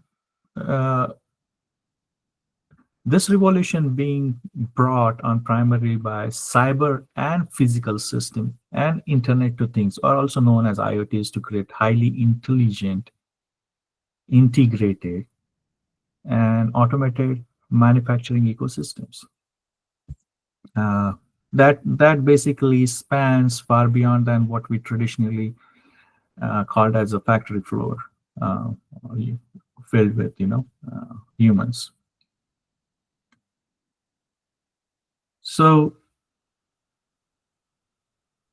the chart shows you like how the invention of steam engine marked the beginning of the industrial revolution, transforming manual labor into mechanical production and setting the stage for Industry 1.0. Then introduction of the electricity that helped the industry to become like 2.0, enabling mass productions and assembly lines that revolutionized the manufacturing process. You can see from the chart like how the steam engine, mechanical spinning machines, and sewing machines were introduced, and the first production line was introduced in our today's ecosystem. With the third industry evolution came the rise of computers. We talked about this, and the PLCs drastically boosted the production capacities and efficiency, paving the way for Industry 4.0. Now in Industry 4.0, we see the combination or union of advanced technologies. Like we see these technologies throughout the day. Some of you already know these technologies, like cloud computing, big data, augmented reality or AR, artificial intelligence, a very big name in today's world, a buzzword in every industry nowadays. And the widespread adoption of the mobile devices. India has seen the revolution of mobile and the internet in recent years, especially in the COVID, how the communications were done throughout the world. These innovations are enhancing the connectivity, a better connectivity, I would say so, streamlining the operations and reducing the cost, ultimately modernizing the industries and unlocking new opportunities for the modernization, helping or adding the sustainability efforts for the organization. The benefits are, there are multiple benefits. Let's talk quickly, a few benefits, what we can, how we are benefiting from industry evolution, especially 4.0. The benefit of Industry 4.0 includes the increased productivity and efficiency due to the mechanization and automation of the routine tasks, which are done with the precision due to sophisticated 3D modeling technique and simulations. The overall production workflow is also much smoother with the technology integrated into every step of the entire manufacturing. The way and the manufacturing chain can, the manufacturing chain can be optimized, and the function of the cohesive by tweaking some of the factors in the simulation, that results into increased return on investments and profits for the manufacturer. Next benefit, in my opinion, is the convenience that brought by Industry 4.0. Business owners or manufacturers, the factory owners, will now have the decentralized way of having that workload distributed and allow more domain-specific tasks for the employees. It's like a cookie cutter, it's very easy. Additionally, the connectivity, the interconnected nature of the system means now you can monitor the business remotely from anywhere, from home, anywhere from world. We have seen the prime examples in COVID, with the less and less labor available. Factories were still running, producing products. This was possible by the interconnected nature of those systems. You share that data with your colleagues or peers or employees for analysis without being, without being troubled, because there is a better connectivity. And it also helped the overall company's culture and how these systems were, integrated and how the data being passed on. A better communication helped that culture to boost the positivity overall.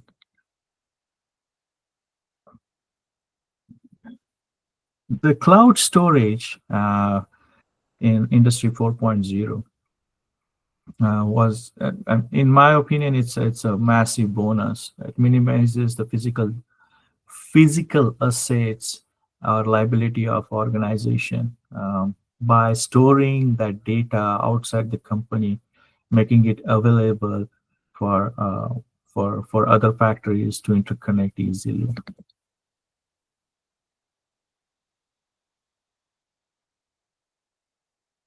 The third and the most important part of the industry evolution, the 4.0 evolution, in my opinion, is reduced cost from Industry 3.0.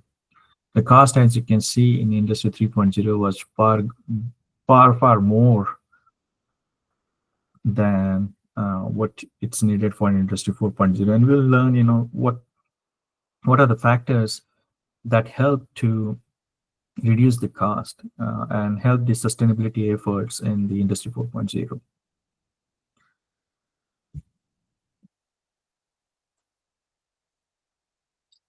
So let's talk about what is Industry 4.0.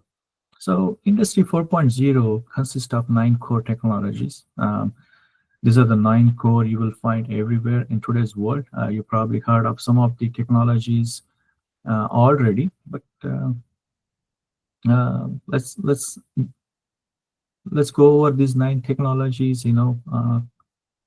quickly and see what they are and how they're helping the sustainability efforts and how cybersecurity plays the important part in sustainability. So these 9 core pillars include like big data and analytics, autonomous robots, simulation, the system integration, vertical as well as horizontal system integrations, IoTs, Internet of Things, very big thing. Cybersecurity, one of the most important pillar of the Industry 4.0 in today's world. The cloud technology, the cloud computing, additive manufacturing, also known as a 3D printing or modeling. Very interesting technology, additive manufacturing, augmented reality or AR. Let's not get confused AR or augmented reality with virtual reality. Those are two different things, and we'll talk more about how they are different in upcoming slides when I discuss this in detail. So let's talk about big data, the big data and analytics. Big data and analytics play the transformative role in modern industry. How does it do that? It enables the collection and analysis of vast amount of data from various sources. And it gathers it from various sources to process it, to analyze it. These technologies allow organization to gain the big data analytics, they allow organization to gain the deep insight into their operations, uncover the hidden patterns, those are important to understand, and make data-driven decisions. You see a lot of C-level execs right now, asking you for the report, and how that report is being analyzed to take the business decisions is very important. Big data analytics helps that. You can do the predictive analysis to forecast the future trends and optimize the processes in manufacturing. Real-time data analytics provide immediate feedback. As these systems are interconnected, they provide immediate feedback. It enables the quick adjustment. Very quick, and enhance the quality control. Because if you see something is going wrong in your manufacturing processes, and if that data comes in, it will be flagged. And that's basically real time, helps you to take decision to tweak that process for better production. It also helps in manufacturing, predicting equipment failures by, and scheduling proactive maintenances, reducing the downtime and increase the efficiency. These are all sustainability, goals. Less waste, less downtime, all these things. Supply chain management, benefits greatly from big data by predicting the demand.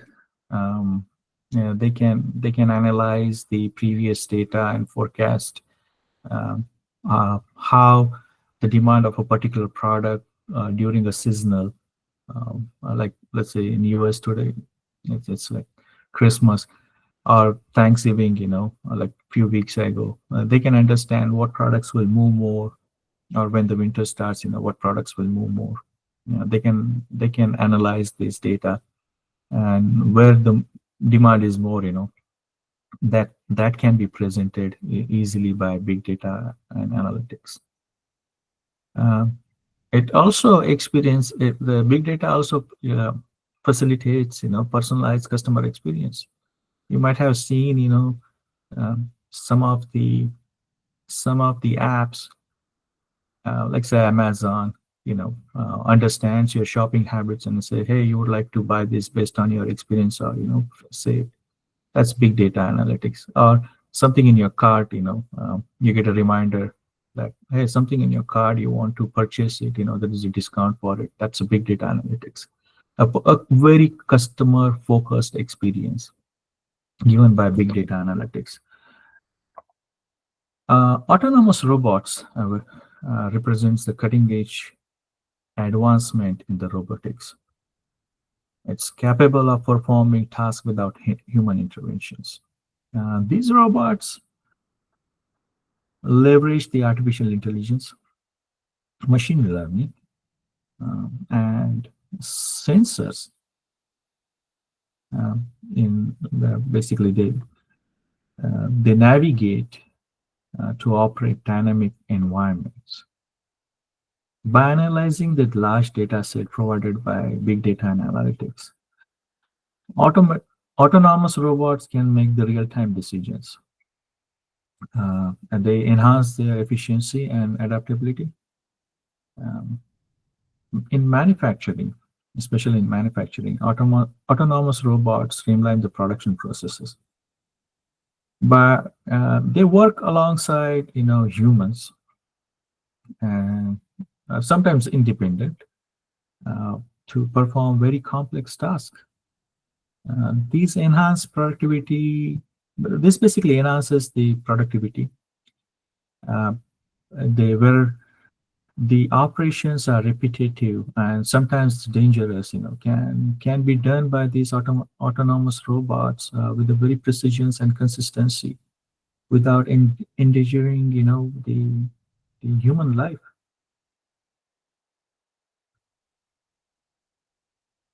Overall, autonomous robots are playing a big part in in various industries. They enhance the efficiency, safety, like I said, the productivity. The prime example of these autonomous robots usage can be found in modern car manufacturing company. You've probably seen some of the videos how the robots are assembling the, let's say, Tesla or Maruti or any other car manufacturer. The other prime examples of autonomous robots are Amazon warehouses, where the entire warehouse, from stacking the stock to getting it from your the stack, packaging it, and basically loading in on those Amazon trucks, are done by robots. There are no humans in those factories. The other prime examples are, the airport baggage sorting facility. There are no humans anymore in those baggage sorting facilities. Also, the postal services, mails in US are not sorted by humans anymore. They are sorted by a big conveyor belt, autonomous robots, and delivered to the mailboxes. Next is simulation. It imitates the real world system or process over the period of time that has happened in manufacturing.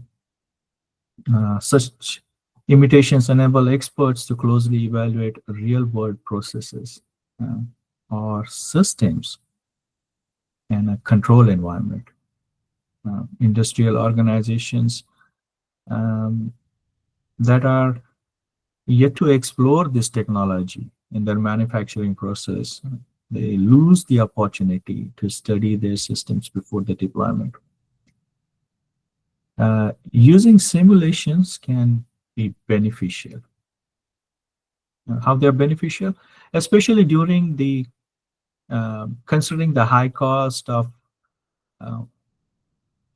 incurred in the commissioning the new manufacturing plants and processes. Some of the benefits are they reveal the manufacturing bottlenecks and opportunities.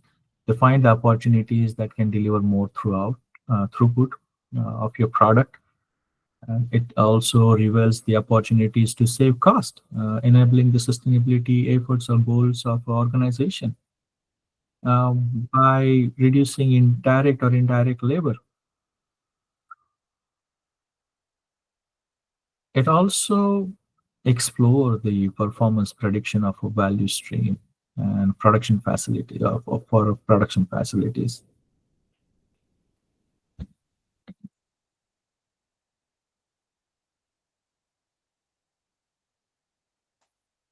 Next is system integration. Like I said, horizontal or vertical system integration.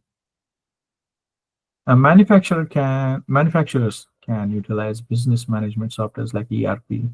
We talk about SAP system all the time, how that collects, stores, and manage, understands the data, variety of data in different areas.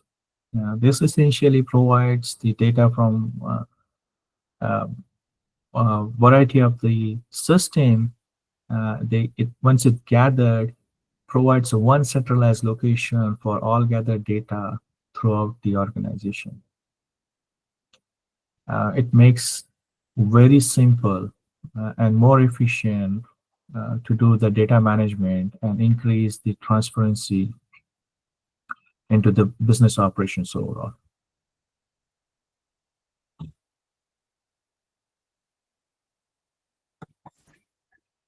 System integration delivers the information to those who need it, when they need it.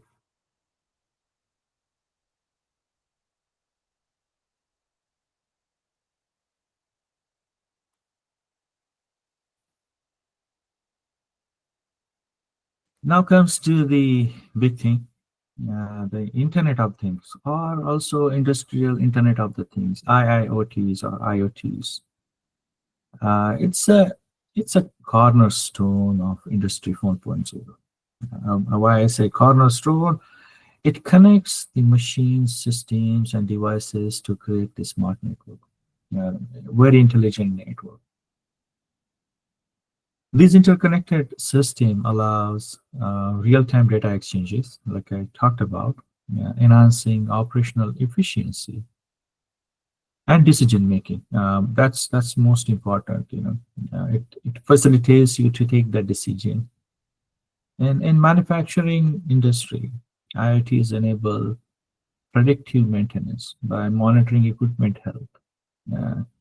There are sensors, that send that data back to the systems, and big data and analytics can analyze the data. You see how the systems are interconnected now, and they predict the potential failures before they occur.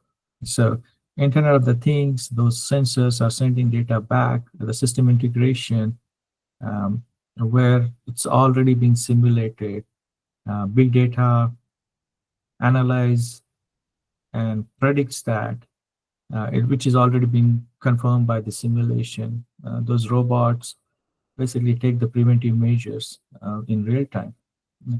And I can talk about how all other systems are also integrated in 4.0. They come in hand, they're not working independently, or they cannot be an independent thing to be smart enough to add the value here. This potential of predicting and monitoring the health and predicting the potential failures reduces the downtime, extend the lifespan of the machinery by helping sustainability efforts. This is important for your organizations nowadays. Very carbon emission and all other things. The terms net zero and how we can do that. IoT facilitates automation by integrating these sensors and devices that communicate seamlessly in a manufacturing environment. Energy management in the manufacturing is also optimized through IoTs. Very interesting, part, because consumption of energy is the biggest cost factor in the manufacturing process, and how IoTs reduce that and reduce the overall cost is very important. As these systems are connected, they can monitor usage patterns, adjust the operations like I mentioned, to reduce the waste, creating sustainable environments. Less waste means you're closer to your goal of net zero.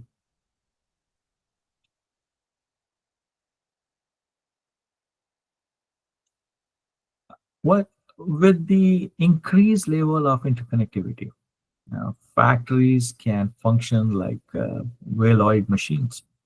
With the technology in all areas communicating with each other uh, in real time, it creates an environment of complete visibility and productivity.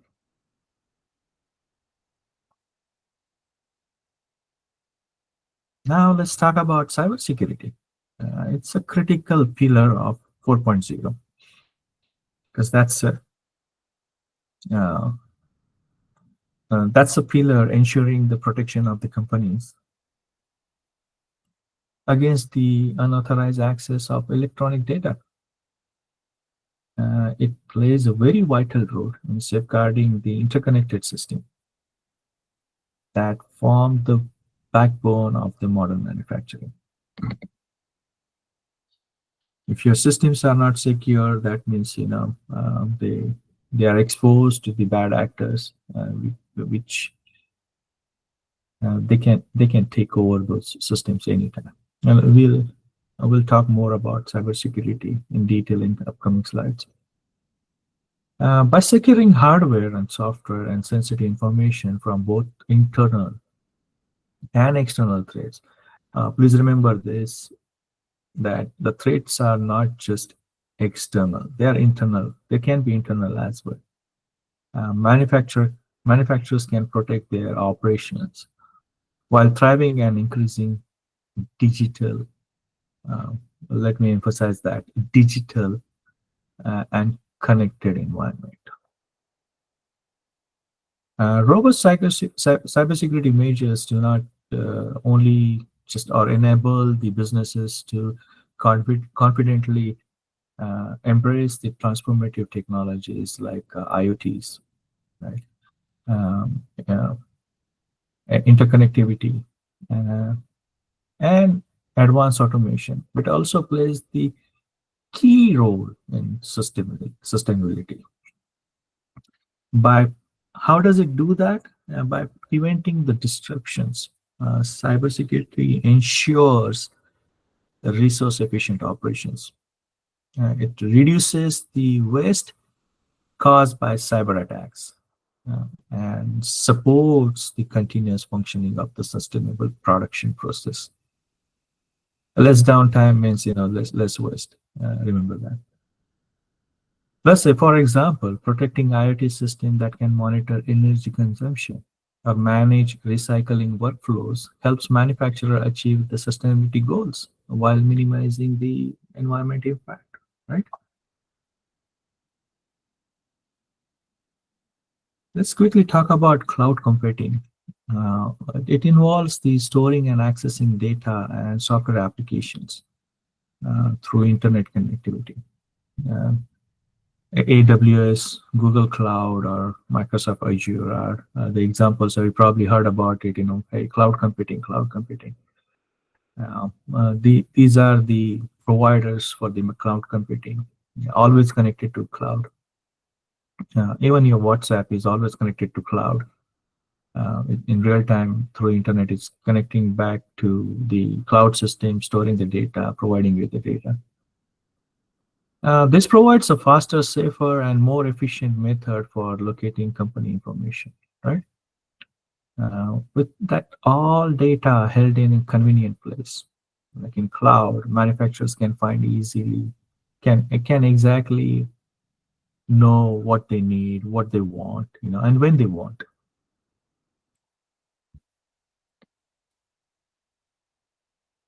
Additive manufacturing, very interesting concept. I'm very interested in that. It's commonly known as 3D printing. It's a practice of adding the layers of materials such as plastic, metal, concrete on top of each other to create a product. Due to many benefits, an application of this practice provides which enables actually rapid prototyping, repairs, waste reduction, more flexible innovation. Additive manufacturing has quickly grown in popularity in manufacturing world today. 3D printing enables manufacturers to create the tools that would otherwise be impossible, right? They are too expensive to produce. A single prototype, would be really expensive to produce on real machinery. Well, you can do that same thing in the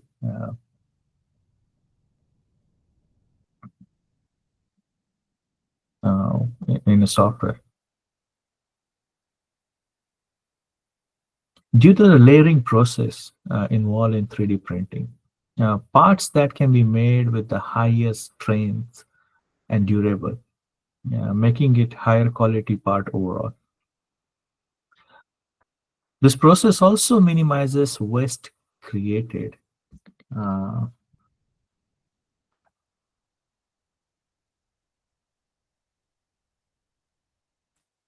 With the material only being used when it is needed, rather than removing all excess material and subtracting manufacturing.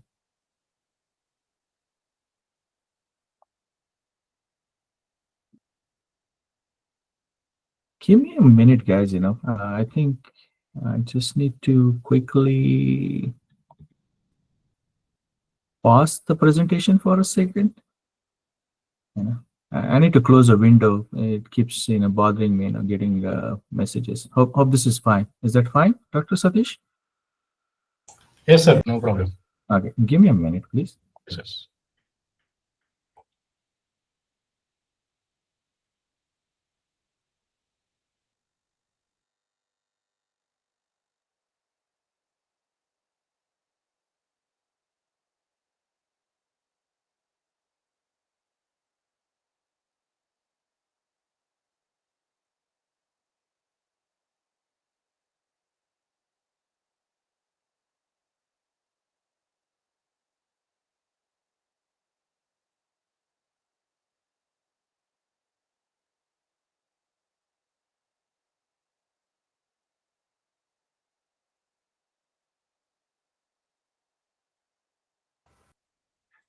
Okay, I'm back. Do you hear me?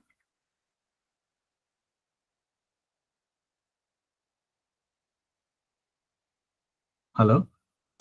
Yes, sir. Okay. Sorry about that.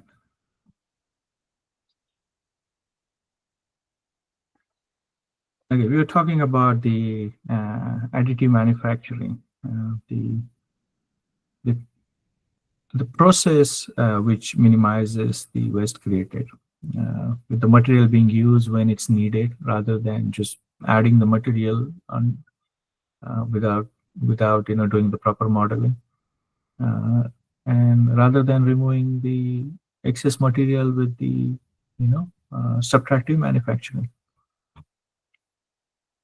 What it enables, the 3D printing allows quicker repairs, very quick repairs. The speed in today's world is very important, and 3D printing, with the speed and the flexibility associated with this additive manufacturing, allows manufacturers to efficiently replace the old and broken part in the machinery very easily, rather than going through the cumbersome process of finding that part and then waiting months to get it produced, or rather going depending on outside distributor for the repairs, as most of the parts then after the 3D modeling will be created in-house for the quicker and easier replacement. The flexibility also gives the manufacturer power to add to existing parts, right? To extend the lives and create the new use cases for that thing. It also improves the prototyping process.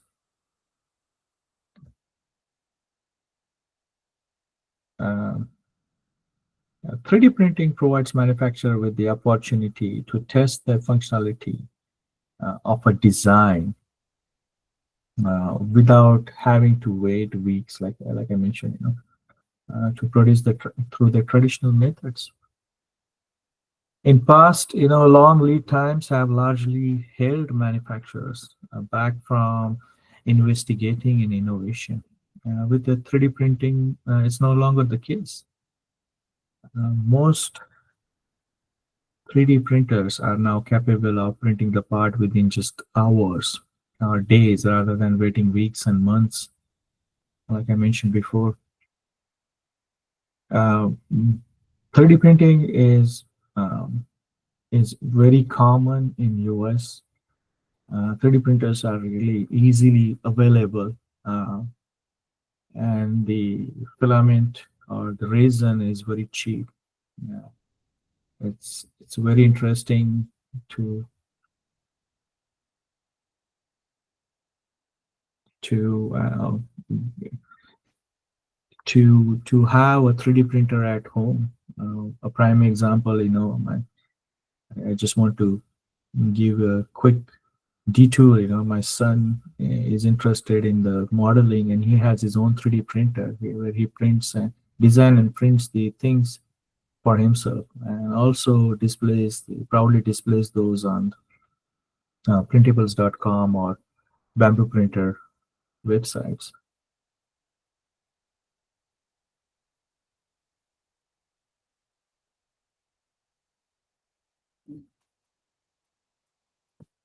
And it's very cheap as well in today's world, getting that resource, and it's very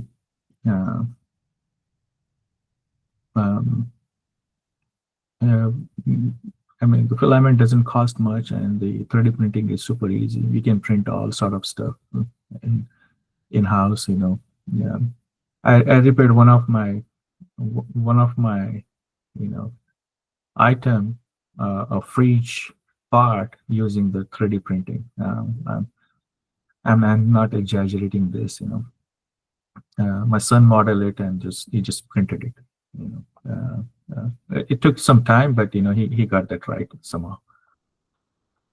Let's move on to the next part, augmented reality, simply called as the AR.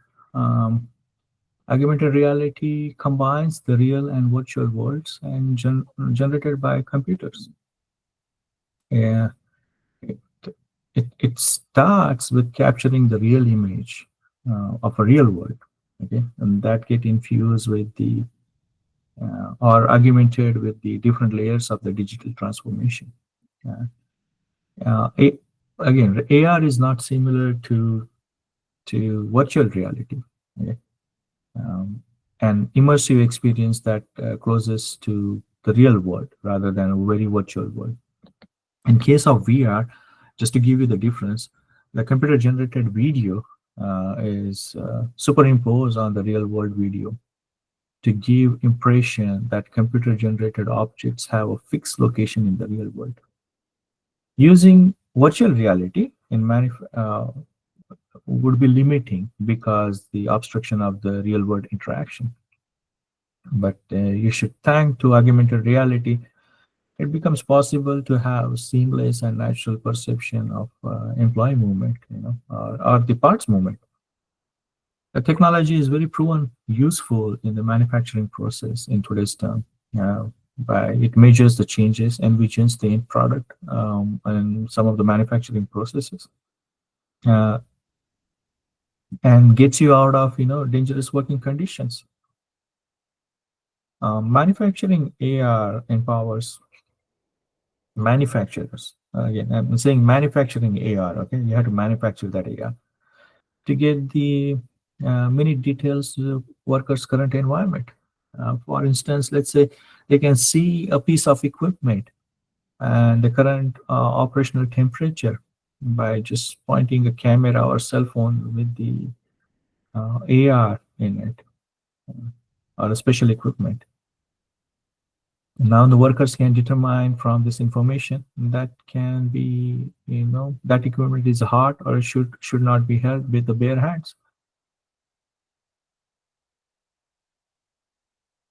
Another prime example, how the AR is being used in common days. I'm talking about the manufacturing. Let's say AR is in Amazon, in US. They have like how it will look in your room, or how the product will look in your room. You can just scan the room and just put the you can scan the room and just get all look and feel of that particular product in your room, and where you want to place it, and whether it will look good in your house before you buy it, making that decision. Enabling customer gives a customer that power to take that decision. Very interesting. Recently, I'm judging few awards for Edison Awards, and there are some interesting technologies that came across for the AR that basically enables by medical students how to basically dissect a human instead of using the physical body. The AR enables, the special equipment enables how the different organs are placed in human body, and how they will look after filling up those layers. In mechanical world, I saw some of the AR usages where a manufacturing process, let's say there is a black box and you do not know what's inside of it. AR can help you to get that visualization in the real world by just pointing your camera at that black box and getting the internals of the system. The important part of the 4.0 is it enables the sustainability. Sustainability in manufacturing is very important. The real data and analytics enable companies to monitor resource consumption, leading to reduce waste and optimize the use. The principle of the circular economies are supported throughout the efficient products lifecycle management, enhancing the recycling efforts. Precision manufacturing contributes to the lower emissions, aligning with the environment goals of your organization. The challenges are substantial in initial investment, but they are necessity of the workforce. For the upskilling must be addressed to fully realize this benefit. You must invest in that. Resource efficiency, like I said, is a cornerstone of sustainable practices. Leveraging the advanced technologies to minimize the waste and maximize the productivity of your organization.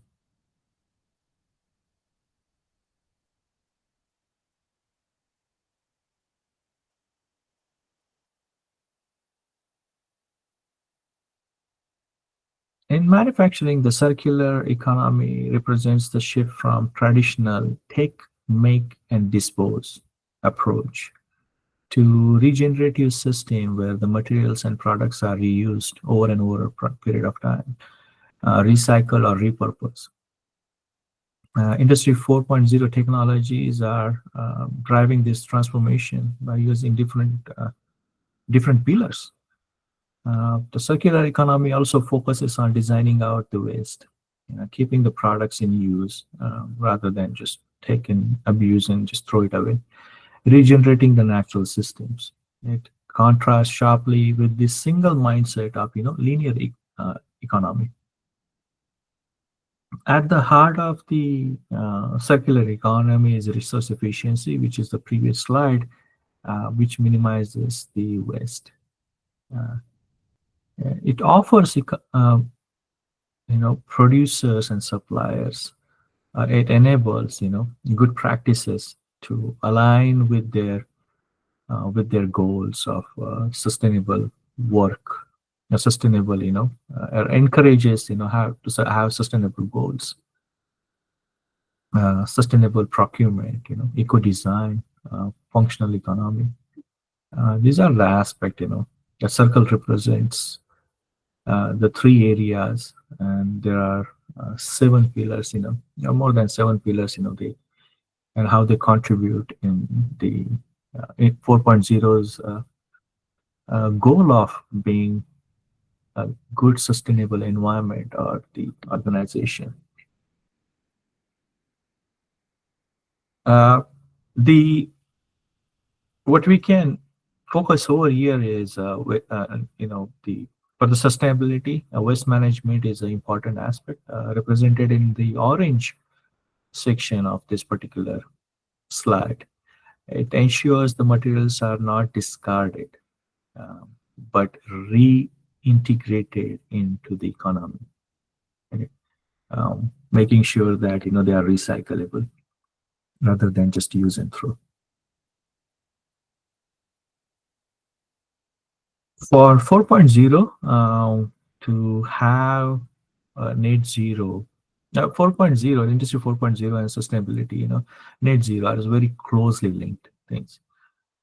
Emission reduction is achieved through advanced technologies. We talked about IoTs, AIs, optimize the energy usage, streamlining the production process by simulation. You simulate before you actually implement. All these things, they get integrated, work in hand to achieve your goal of having net zero. Net zero doesn't mean zero carbon emission. You're producing, but you still making efforts to subsidize those emissions in such a way that the overall product becomes a net zero. That's one of the highlights or the goals of organization nowadays. You might have heard, like, by 2030 or 2040,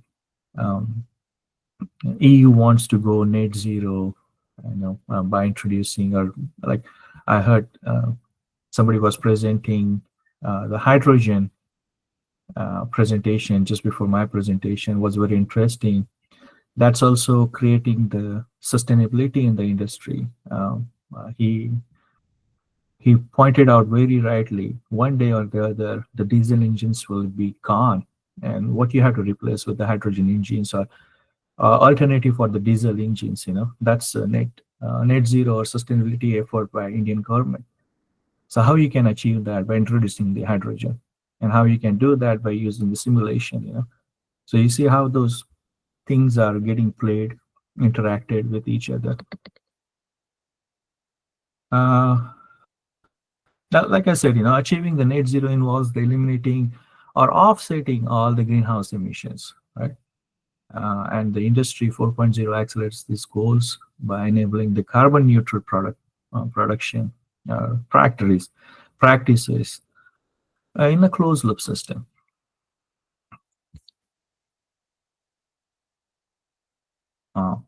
This is where my expertise come in, and Industry 4.0 and cybersecurity.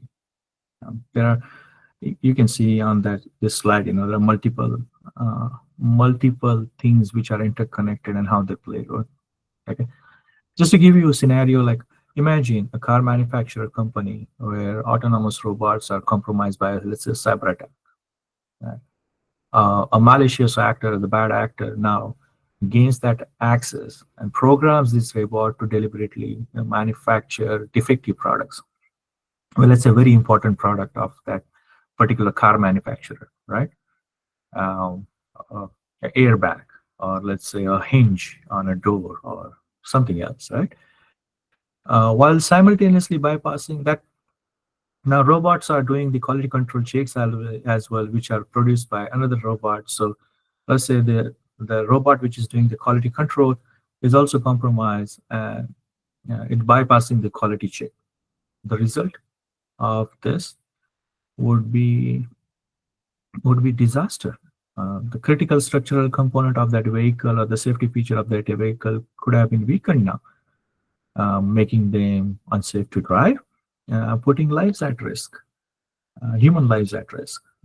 This type of breach has far-reaching consequences. The company would face the massive financial loss by recalling all those vehicles, repairing them, part replacement, a sharp decline in the customer trust. Like hey, why my car is being called for, repairs, all the time.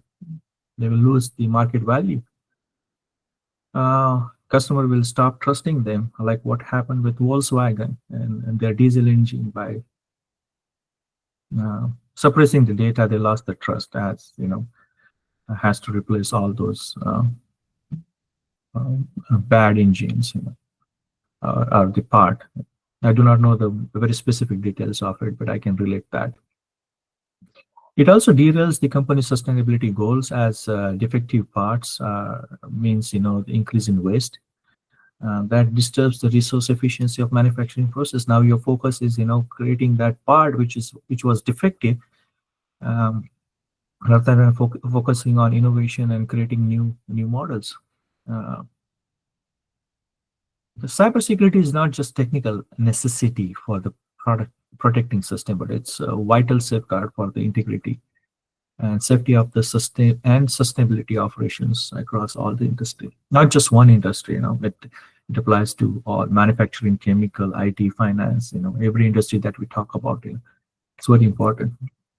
As these worlds are interconnected due to 4.0, right? What is smaller feels smaller. The cybersecurity's responsibility is to make sure that it safeguards all these components.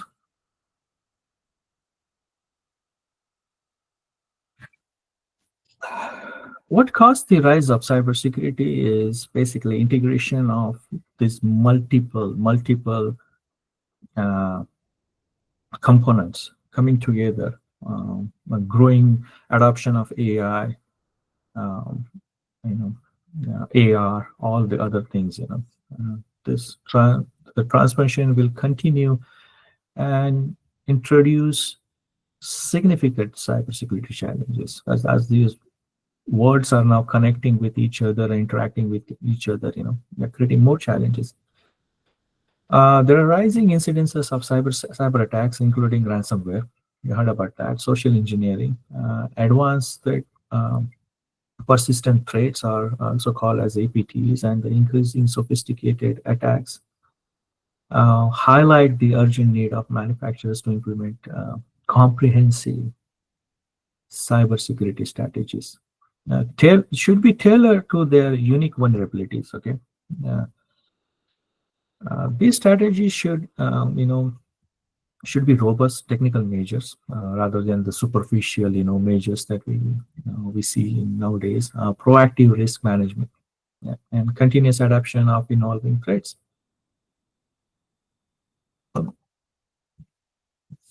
Let's talk about whether it's a strategic investment or it's a cost for the manufacturer. I think it's a strategic investment which pays off. It's not a cost center. It pays off. At so much value that it pays off itself over the period of time. Integrating cybersecurity in overall business strategy and adopting the industry standards, right? Frameworks manufacturer can better justify and allocate resources to protect their assets, and ensures the business continuity.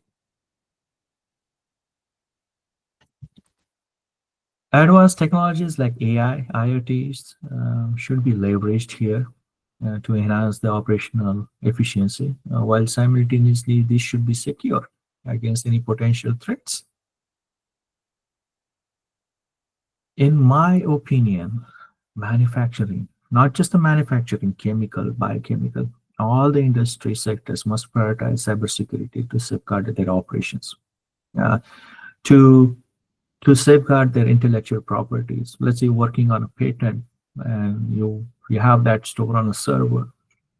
You don't want that patent to get stolen by your competitor and being published or sent to the patent office before you do. Okay, that could be years and years of your data gone in few seconds. The damage can be irreversible. A very, very high intellectual property damage means a setback of years and years of research. Also the reputation of your not just your organization, but but the individual self as well.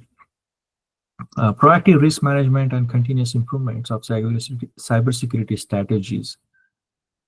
Their adherence to the industry standards will not only protect against the current threats, but they will also prepare these manufacturers for future challenges that may come in future.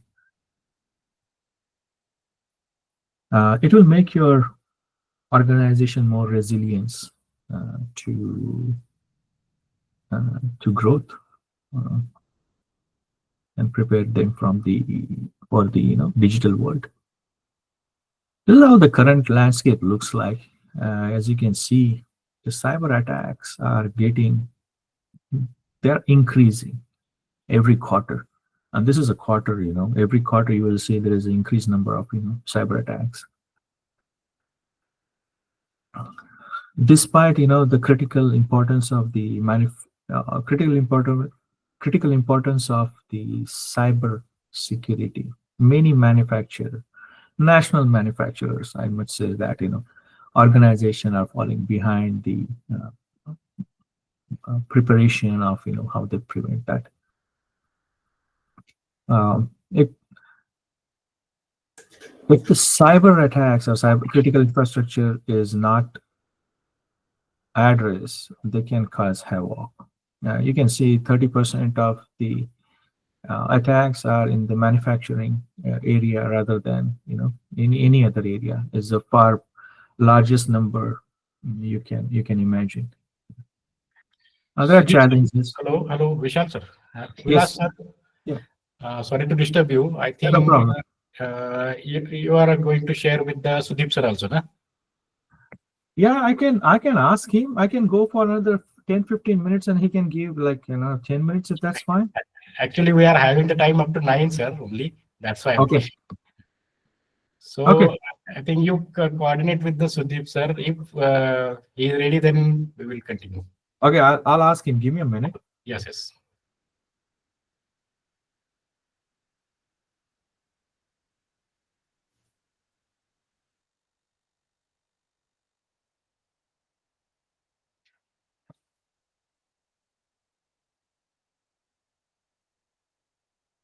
Thanks for reminding me the time. I totally forgot. Sometimes I get just carried away with the, cybersecurity. Yes, Very, sir. very, very interesting topic. Close to It's my a very heart. interesting topic. Yes, sir. He's fine with me using another 5-10 minutes. Okay. And he's going to use last few minutes to just give the introduction of additive manufacturing. So let me wrap this up. I'll quickly. You already have the slides. You can share with those. Or I'm going to share my information as well. Okay, sir. Okay. So let's talk quickly about the manufacturing. This data is old. Okay. The nearly 24% of the manufacturers who were targeted by cyber attacks were, and mentioned in the survey, sustained, the financial losses. In India itself, though the global average is 37%, you can see India had one of the largest, largest number of the attacks happen in India. 68 attacks happen in India as compared to the global industry. So India really needs this cybersecurity, and especially in the manufacturing world. And this is just related to manufacturing, and not just related to manufacturing, but the other sectors as well. This is a very interesting slide I found recently. I added it, at the last minute. These are the data breaches happened from 2004, when they started, making the records till 2024. As you can see, in the middle, it's a green, or whatever the color you call it as, the personal details and password of Indian citizens through Aadhaar were stolen or compromised, exposed by cyber attack, data breach. 1.1 billion records were stolen or compromised due to the data breach. And very well in India's Aadhaar and probably Thai government's tourism was one of the prime examples of governments who are attacked by this cyber attacks, the data breaches. And there are a number of other things. Full sensitivity information of Shanghai police was just out there on a dark web. Facebook, LinkedIn, Twitter, Find My Friend, all eBay, their email addresses, etc., were stolen. You might have got emails from these companies to reset your password or change the, add to multi-factor authentication. We'll see those things in upcoming slides. A very interesting slide. Another one that I found, like data is old. You can see all these rates are the suspected state attacks by one state on another state. While 2021 on the very right hand side, the teal color is being shown. A Colonial Pipeline attack changed the entire oil and gas industry forever. That's what we follow, the TSA mandate for all the oil and gas companies nowadays. They paid the ransomware, and it becomes very complication. It was very complicated when it comes down to having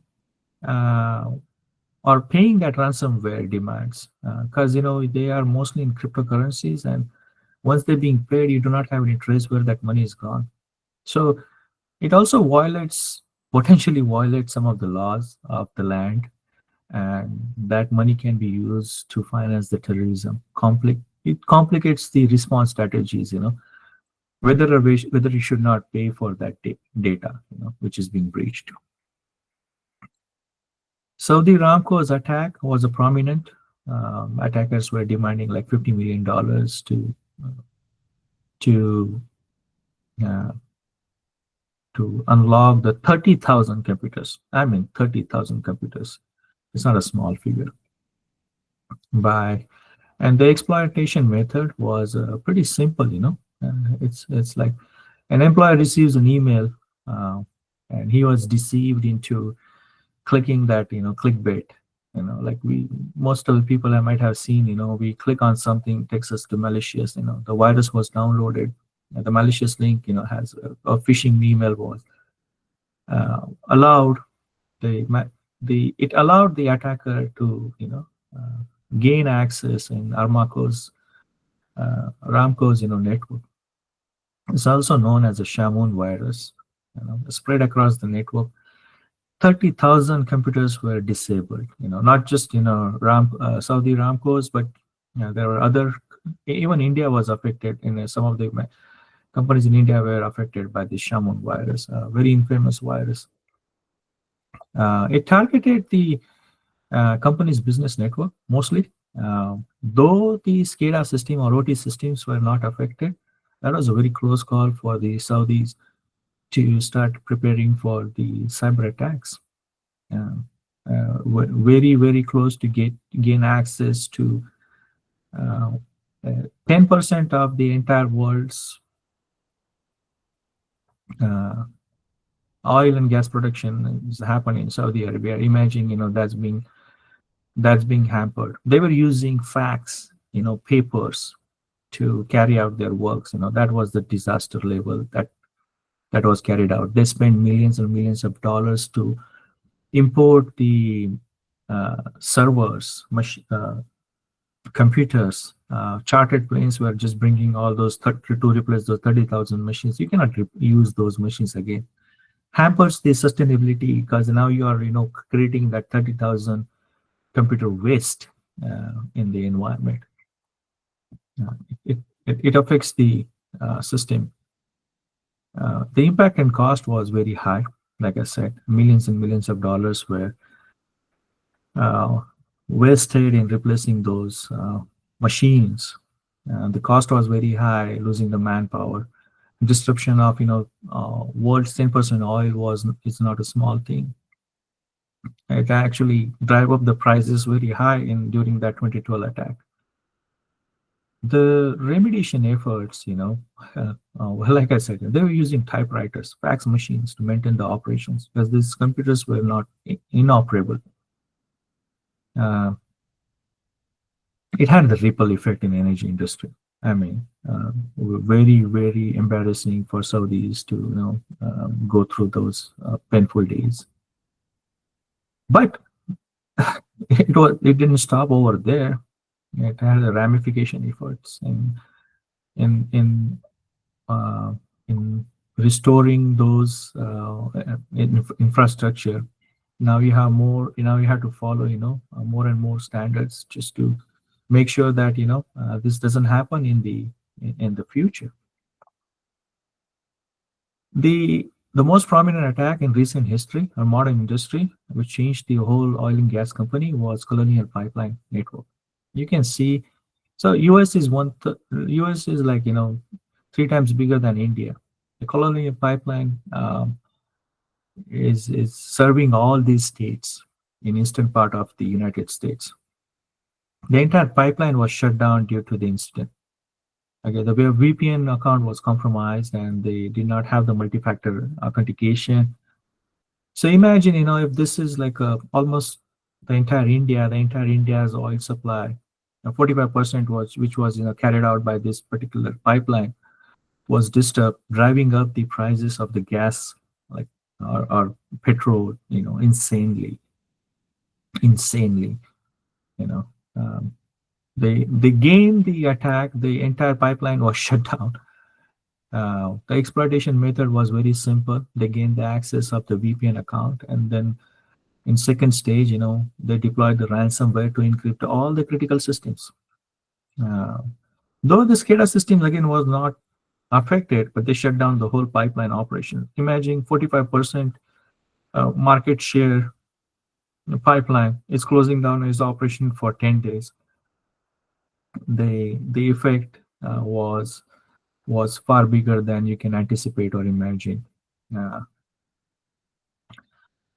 These mostly attacked this gas mechanical and the business system like point of sale and other things. People were not able to sell gas or operate anything because company shut down their operations. Company paid ultimately $4.4 million in ransomware to the attackers in cryptocurrency. The U.S. law enforcement agency like TSA, they got involved and they recovered like a lot of it, but they were not able to recover like all of it. The cybersecurity has a risk, and it can be addressed through the strategies. Okay, the risks are basically getting your IoTs, getting your all data being compromised by a malicious attacker, and then not having access to that data for a really long period of time. It can be strategically addressed by robust encryption, regular security audits, and employee training. Employee training is a very, very important. It's just not important for an organization, for individuals as well, to understand not clicking the links, phishing links that come in your email, which may be a malicious code. Your phone can get infected by that. Your phone is not immune to phishing attacks or viruses. The prevention is, the quick prevention you can do is, you must have a segmentation of, your business network versus your industrial zone or IoT, SCADA, HMIs, have to be on a separate network than your enterprise zone. And there has to be a DMZ, industry DMZ zone must be established, a jump server to make sure that, there are no direct access from the enterprise world or the cloud internet to your very critical infrastructure system. Those must be protected, at all cost. You must do the security audits. A lot of people, you do not understand how much rights you are getting by just requesting something in your organization. Say that I need access to install this, and that could have a ramification.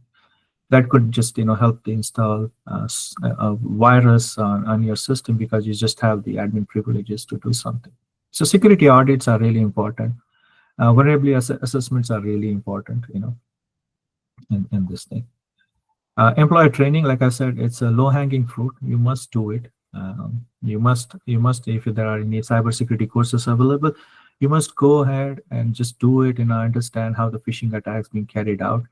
How nowadays, those attacks are very, very sophisticated. You probably heard of, a lot of OTP attacks, like bank accounts getting. Those are also phishing attacks. Those are also cyber attacks, and they gaining the they're getting the information about your username, password, using your OTP to get into your bank accounts to steal money or something else, right?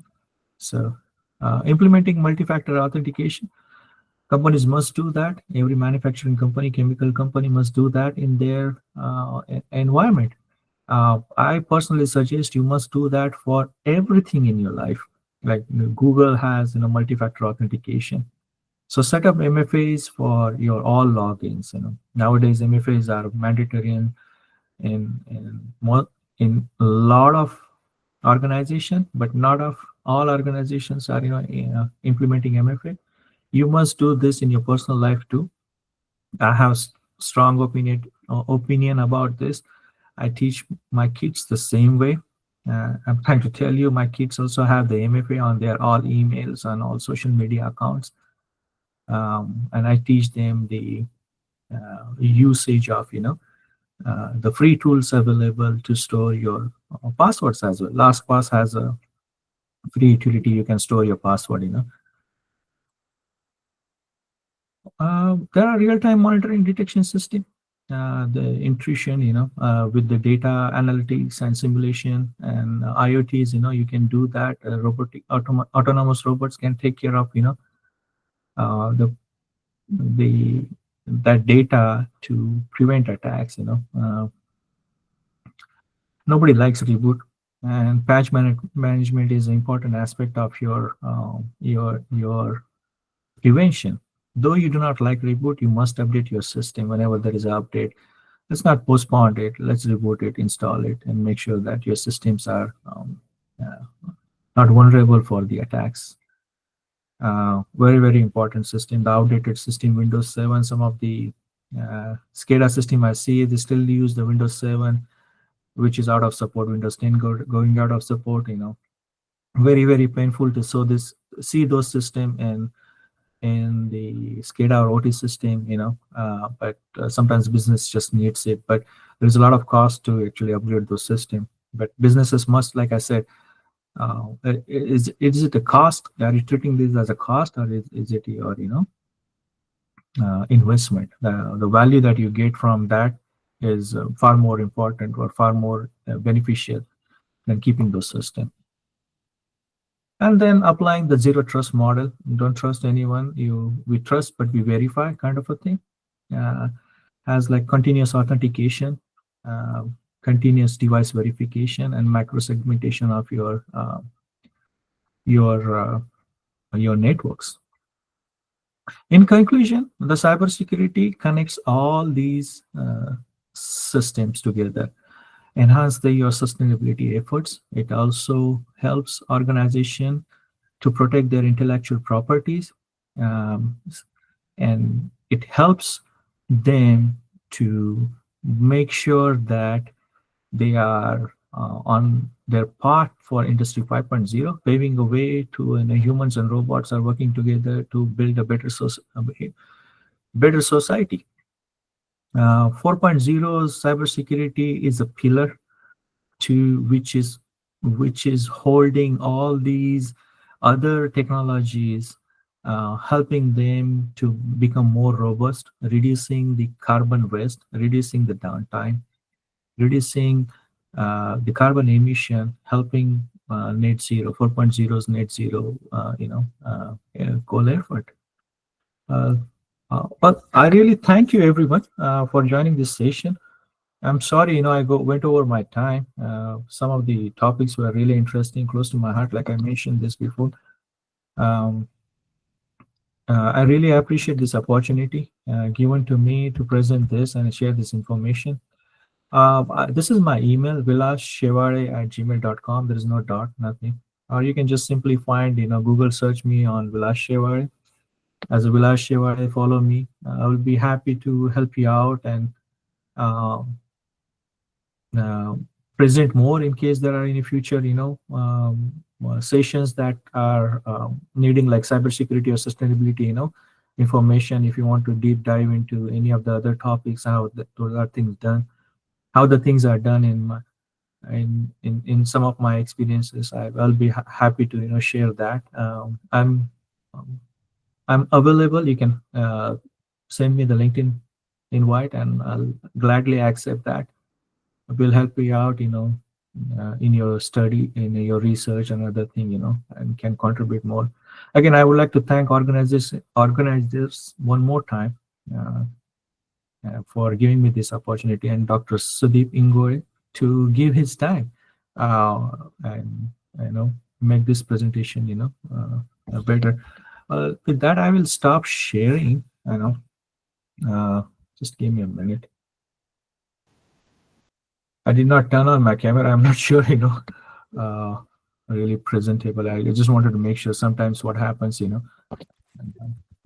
this is another cybersecurity thing, I do not have my camera always on. I already have a small sticker on my camera so that it protects my privacy. Cybersecurity guys, the attacks, can just gain in your laptops and can watch you, all day long if your cameras are open, So I suggest that you put that small thing, it's like 10 rupees, 20 rupees, small thing. You can just put on your camera and prevent that. I have that on my every single camera in my home has that small thing. Cybersecurity, very important, guys. Yes. And yeah, thank you, Satish More and Dr. Satish More. I'm really sorry, Dr. Sudeep Ingore, if you are here. I took your all time. But I'm really happy to present you guys. It's been wonderful to have that all thing, and I can see Dr. Satish More has that made in India, the line in the back, right? Yeah. Yes, sir. The manufacturing, right? So yeah, it requires cybersecurity to maintain the sustainability efforts. Okay. Yes. Okay, then thank you for your nice informative presentation. No Now I problem. request to participants, we are having the time to interact with the Vilas sir. So if anyone to interact with the Vilas sir, please, the forum is open for all of you. Unmute yourself and you can interact with the Vilas sir.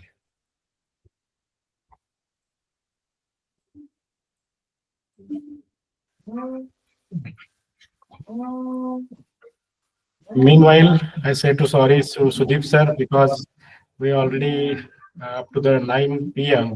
So I think we will not take this session with your permission. And you already shared some slide to me. If you permit, I will share that slide to participants so they will get the idea related to 3D printing and Industry 4.0 sustainability. Yeah, again, I'm really sorry, Dr. Sudeep, taking all time. Thank you so much, Mr. Shewale. It was very interesting presentation. I just wanted to make just one point before we conclude the session, that all the mechanical engineers or the engineers, they need to think out of the box how the interdisciplinary approach can work. For example, Mr. Shewale's background is completely, in computer science, and how his expertise will, contribute to doing a lot of work in mechanical engineering, for example. With this, actually, I want to point out very interesting development in the United States. A couple of days back, there was a shooting happened that one of the largest healthcare industries CEO was shot dead by a very talented, supposed to be talented person. Actually, he is graduated from Ivy League, engineer, computer science engineer. The point here is that the tool, the gun he was using in this particular incident was 3D printed. Now think about that. The technology is being wrongly used, how it can affect, or it will have the detrimental effect. That's where the cybersecurity and all the parameters comes in picture, that how we can protect these technologies for betterment of the society. Yes, And that's how we can work interdisciplinary in a team. I'm very happy that Mr. Shewale took all of his time to make sure that his message is passed along. However, I was also planning to present particularly in the 3D printing area, but I already shared the slides with Professor More, and you can share those slides to everyone. No problem. Yes, And thank you, Mr. Shewale, for this presentation. Very nice presentation. And Thank I you, can sir. also request all the other faculties who may be organizing this faculty development program. Mr. Shewale could be the very good asset, or very important asset for you guys, to invite him for the further sessions. Thank you, everyone. I'm signing out. yes, sir. Thank you, sir. Sudeep, sir. Thank you, Shewale, sir, for your nice informative session. Thank you. Thank you for having me. I mean, I wish I could have interacted with the participant, but like you can share my information. Follow me on Twitter. I like to share. I have some LinkedIn articles sir, published. Yeah, go ahead, Manoj. one small question. Sure. Thanks for your nice presentation. Thank you. So many participants are having PhD background, or they are doing their PhD. So how this cybersecurity plays important role for researchers? So cybersecurity is very important for the researchers, like I talked about. Like, let's say you're working on a patent, you're working on a research, right? You don't want that research to get stolen. I mean, it's a very simple fact. You work years and years to get that research done, have the documents ready, have the presentations ready to file it with the patent. Let's say there are patents, in your organization or on your personal laptop. So the cybersecurity comes in a picture where you have your emails, right, open on the same computer, where you are using the same computer to research, download things, and create that document for the patent, right? Research patent. It's very important for you to understand that you're not clicking on the phishing emails. You're not downloading applications that you're not supposed to download. Have the antivirus, anti-malware. There are a lot of free anti-malware, antivirus applications available. Install them. Chrome, everybody likes Chrome, but it's one of the most vulnerable browser in the entire world. Has more vulnerabilities than any other browser and has the most market share. So let's not install any extensions, because those extensions can steal record. Like I said, I have a small camera protector. I can show quickly, I can just close and just open it, to protect myself from being watched. You can see background, and this is my bedroom. I don't want, attackers to gain the, camera thing. I mean, though I'm an expert, I'm still vulnerable. So to protect your information, what you need to do, get the cybersecurity training, very easy to do. Get yourself, familiarized with the very simple phishing, exercises. Install MFAs. Share your information with the password encryption, like password protector. There are free tools available to password protect your PDFs or your documents. Protect those so that your researches, your patents are being secured in all things. And install antivirus, small things, the low-hanging fruits. Let me come in. Manoj Kumar, you might be asking a question about how you can utilize the cybersecurity in the research itself, right? If that is the information you're looking for, let me give you a very simple example. of the cybersecurity and sustainable or manufacturing.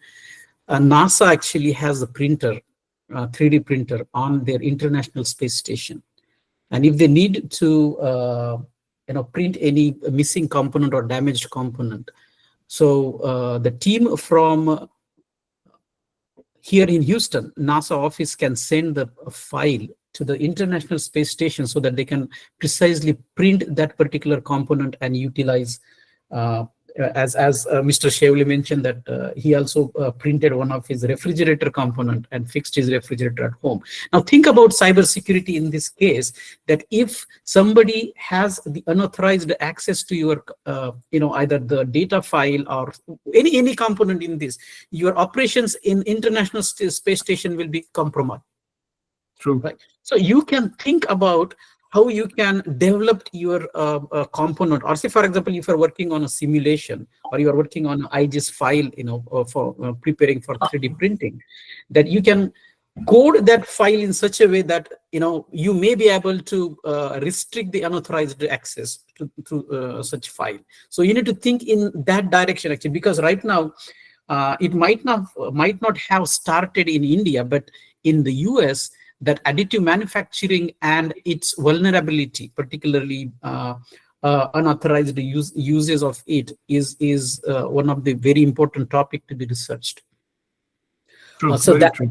You may be able to think in that direction, that how you can utilize the cybersecurity component in your research. Maybe a CFD research, maybe it's simulation. You can take any component, heat transfer, that your code is susceptible or it can be attacked while transferring from, maybe from one computer to another computer. You wanted to send your sensitive data to your advisor or your boss, and during that transaction, your file might get corrupted, right? Yeah. So these are the things that all the engineers need to think out of the box, that how the cybersecurity will play a very important role. At the end of the day, we are just going paperless. You cannot just take your physical model and to hand over to someone else, who is like 1,000 kilometers away from your desk, right? There's only one way to go: wireless, right? So that's where this all cybersecurity components comes in picture, particularly for other engineering disciplines. Well, all engineering disciplines, not only engineering disciplines actually. The applications of engineering almost in every field. Think about a surgeon is preparing for his robotic operations, and of a very sensitive person, and his system is hacked, and that operation and that surgery is time sensitive.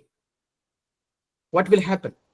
It's very, very, very, very serious matter, that how the cybersecurity will play a role in almost every aspect of our life.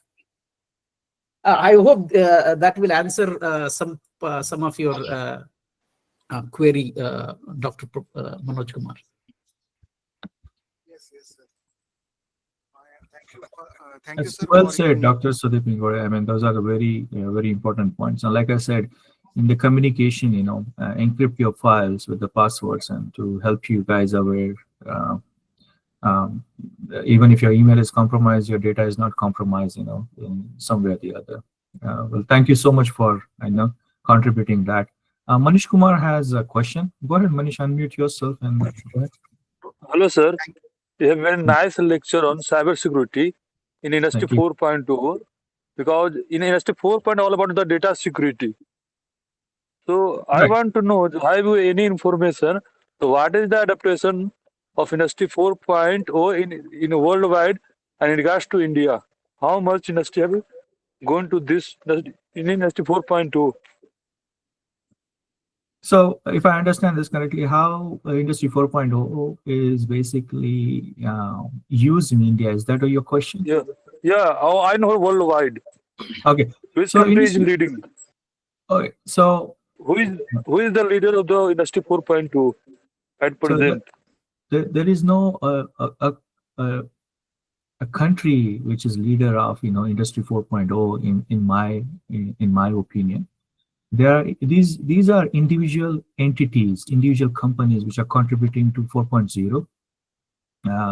Like I said, it was the coin term. The term was coined by German government, to promote, the 4.0, where the machines, the physical and digital worlds are coming together. In my opinion, even India is leading these efforts under the current government, which has the goal of going net zero in coming decades, having more solar, played, part in the energy sector. So let's say Maruti, Mahindra, whoever the manufacturing companies are, they are already following the 4.0. In my opinion, they are following all the 4.0 protocols. They are all for using the 4.0 technologies that are being used in current standard. In US or developed countries, the 4.0 automation are very prominent because of the lack of labor and expensive labor in some of the cases. So they mostly rely on these robots to run their factories. Even the farming here in US is automated, and there are no humans even driving those tractors. They are basically programmed, scheduled to run on a certain time to harvest the crop. And even those trucks, now the Tesla Cyber trucks, Tesla Cyber trucks running on the machines there. There are robot taxis, there are no humans involved. These are all the examples of Industry 4.0.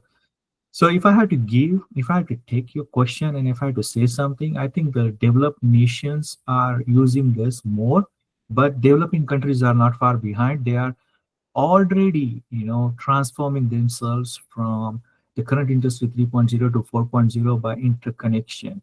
India is the greatest example, in my opinion, that is using internet connectivity, bringing all these factors together and making sure that you were able to work from home in COVID through Zoom or some other methods, right? That actually Industry 4.0, you are able to perform your jobs. And being in India, as a developing country, is a prime example that Industry 4.0 is thriving in developing nation, and it's going to take over. It's going to take over the developed nations as well in coming worlds, in my opinion.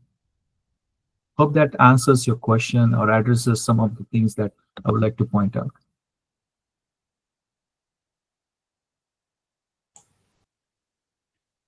Yes, sir. So once again, thank you, sir. You're welcome. Vilas sir and Sudeep sir for your contribution for this FDP. So thank you. Thank you so much, and you guys are welcome. Like I said, share the information, share my contact information. Happy to help, everyone, or in my capacity in their research work and whatever the contribution I can, make in their personal as well as the professional lives to make the cybersecurity more important. If you guys need any recommendations on the products or something, I can do that. But thank you. Yes, sir. Thank you, sir. Thank you, sir. Thank you. Thanks all. Have a good one. I'm signing off. Yeah. Thank you, Sudeep sir, for your presence during this particular session. Certainly, Professor More. Yeah. Good night. Bye-bye. Good night.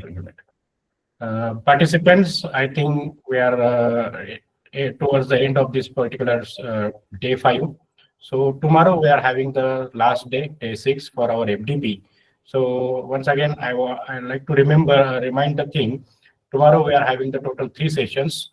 First session will start from the 2 p.m. Then the continuous session is going on. After that, we are having the feedback session and the test session, and after that, the validity session. So please join 10 minutes tomorrow.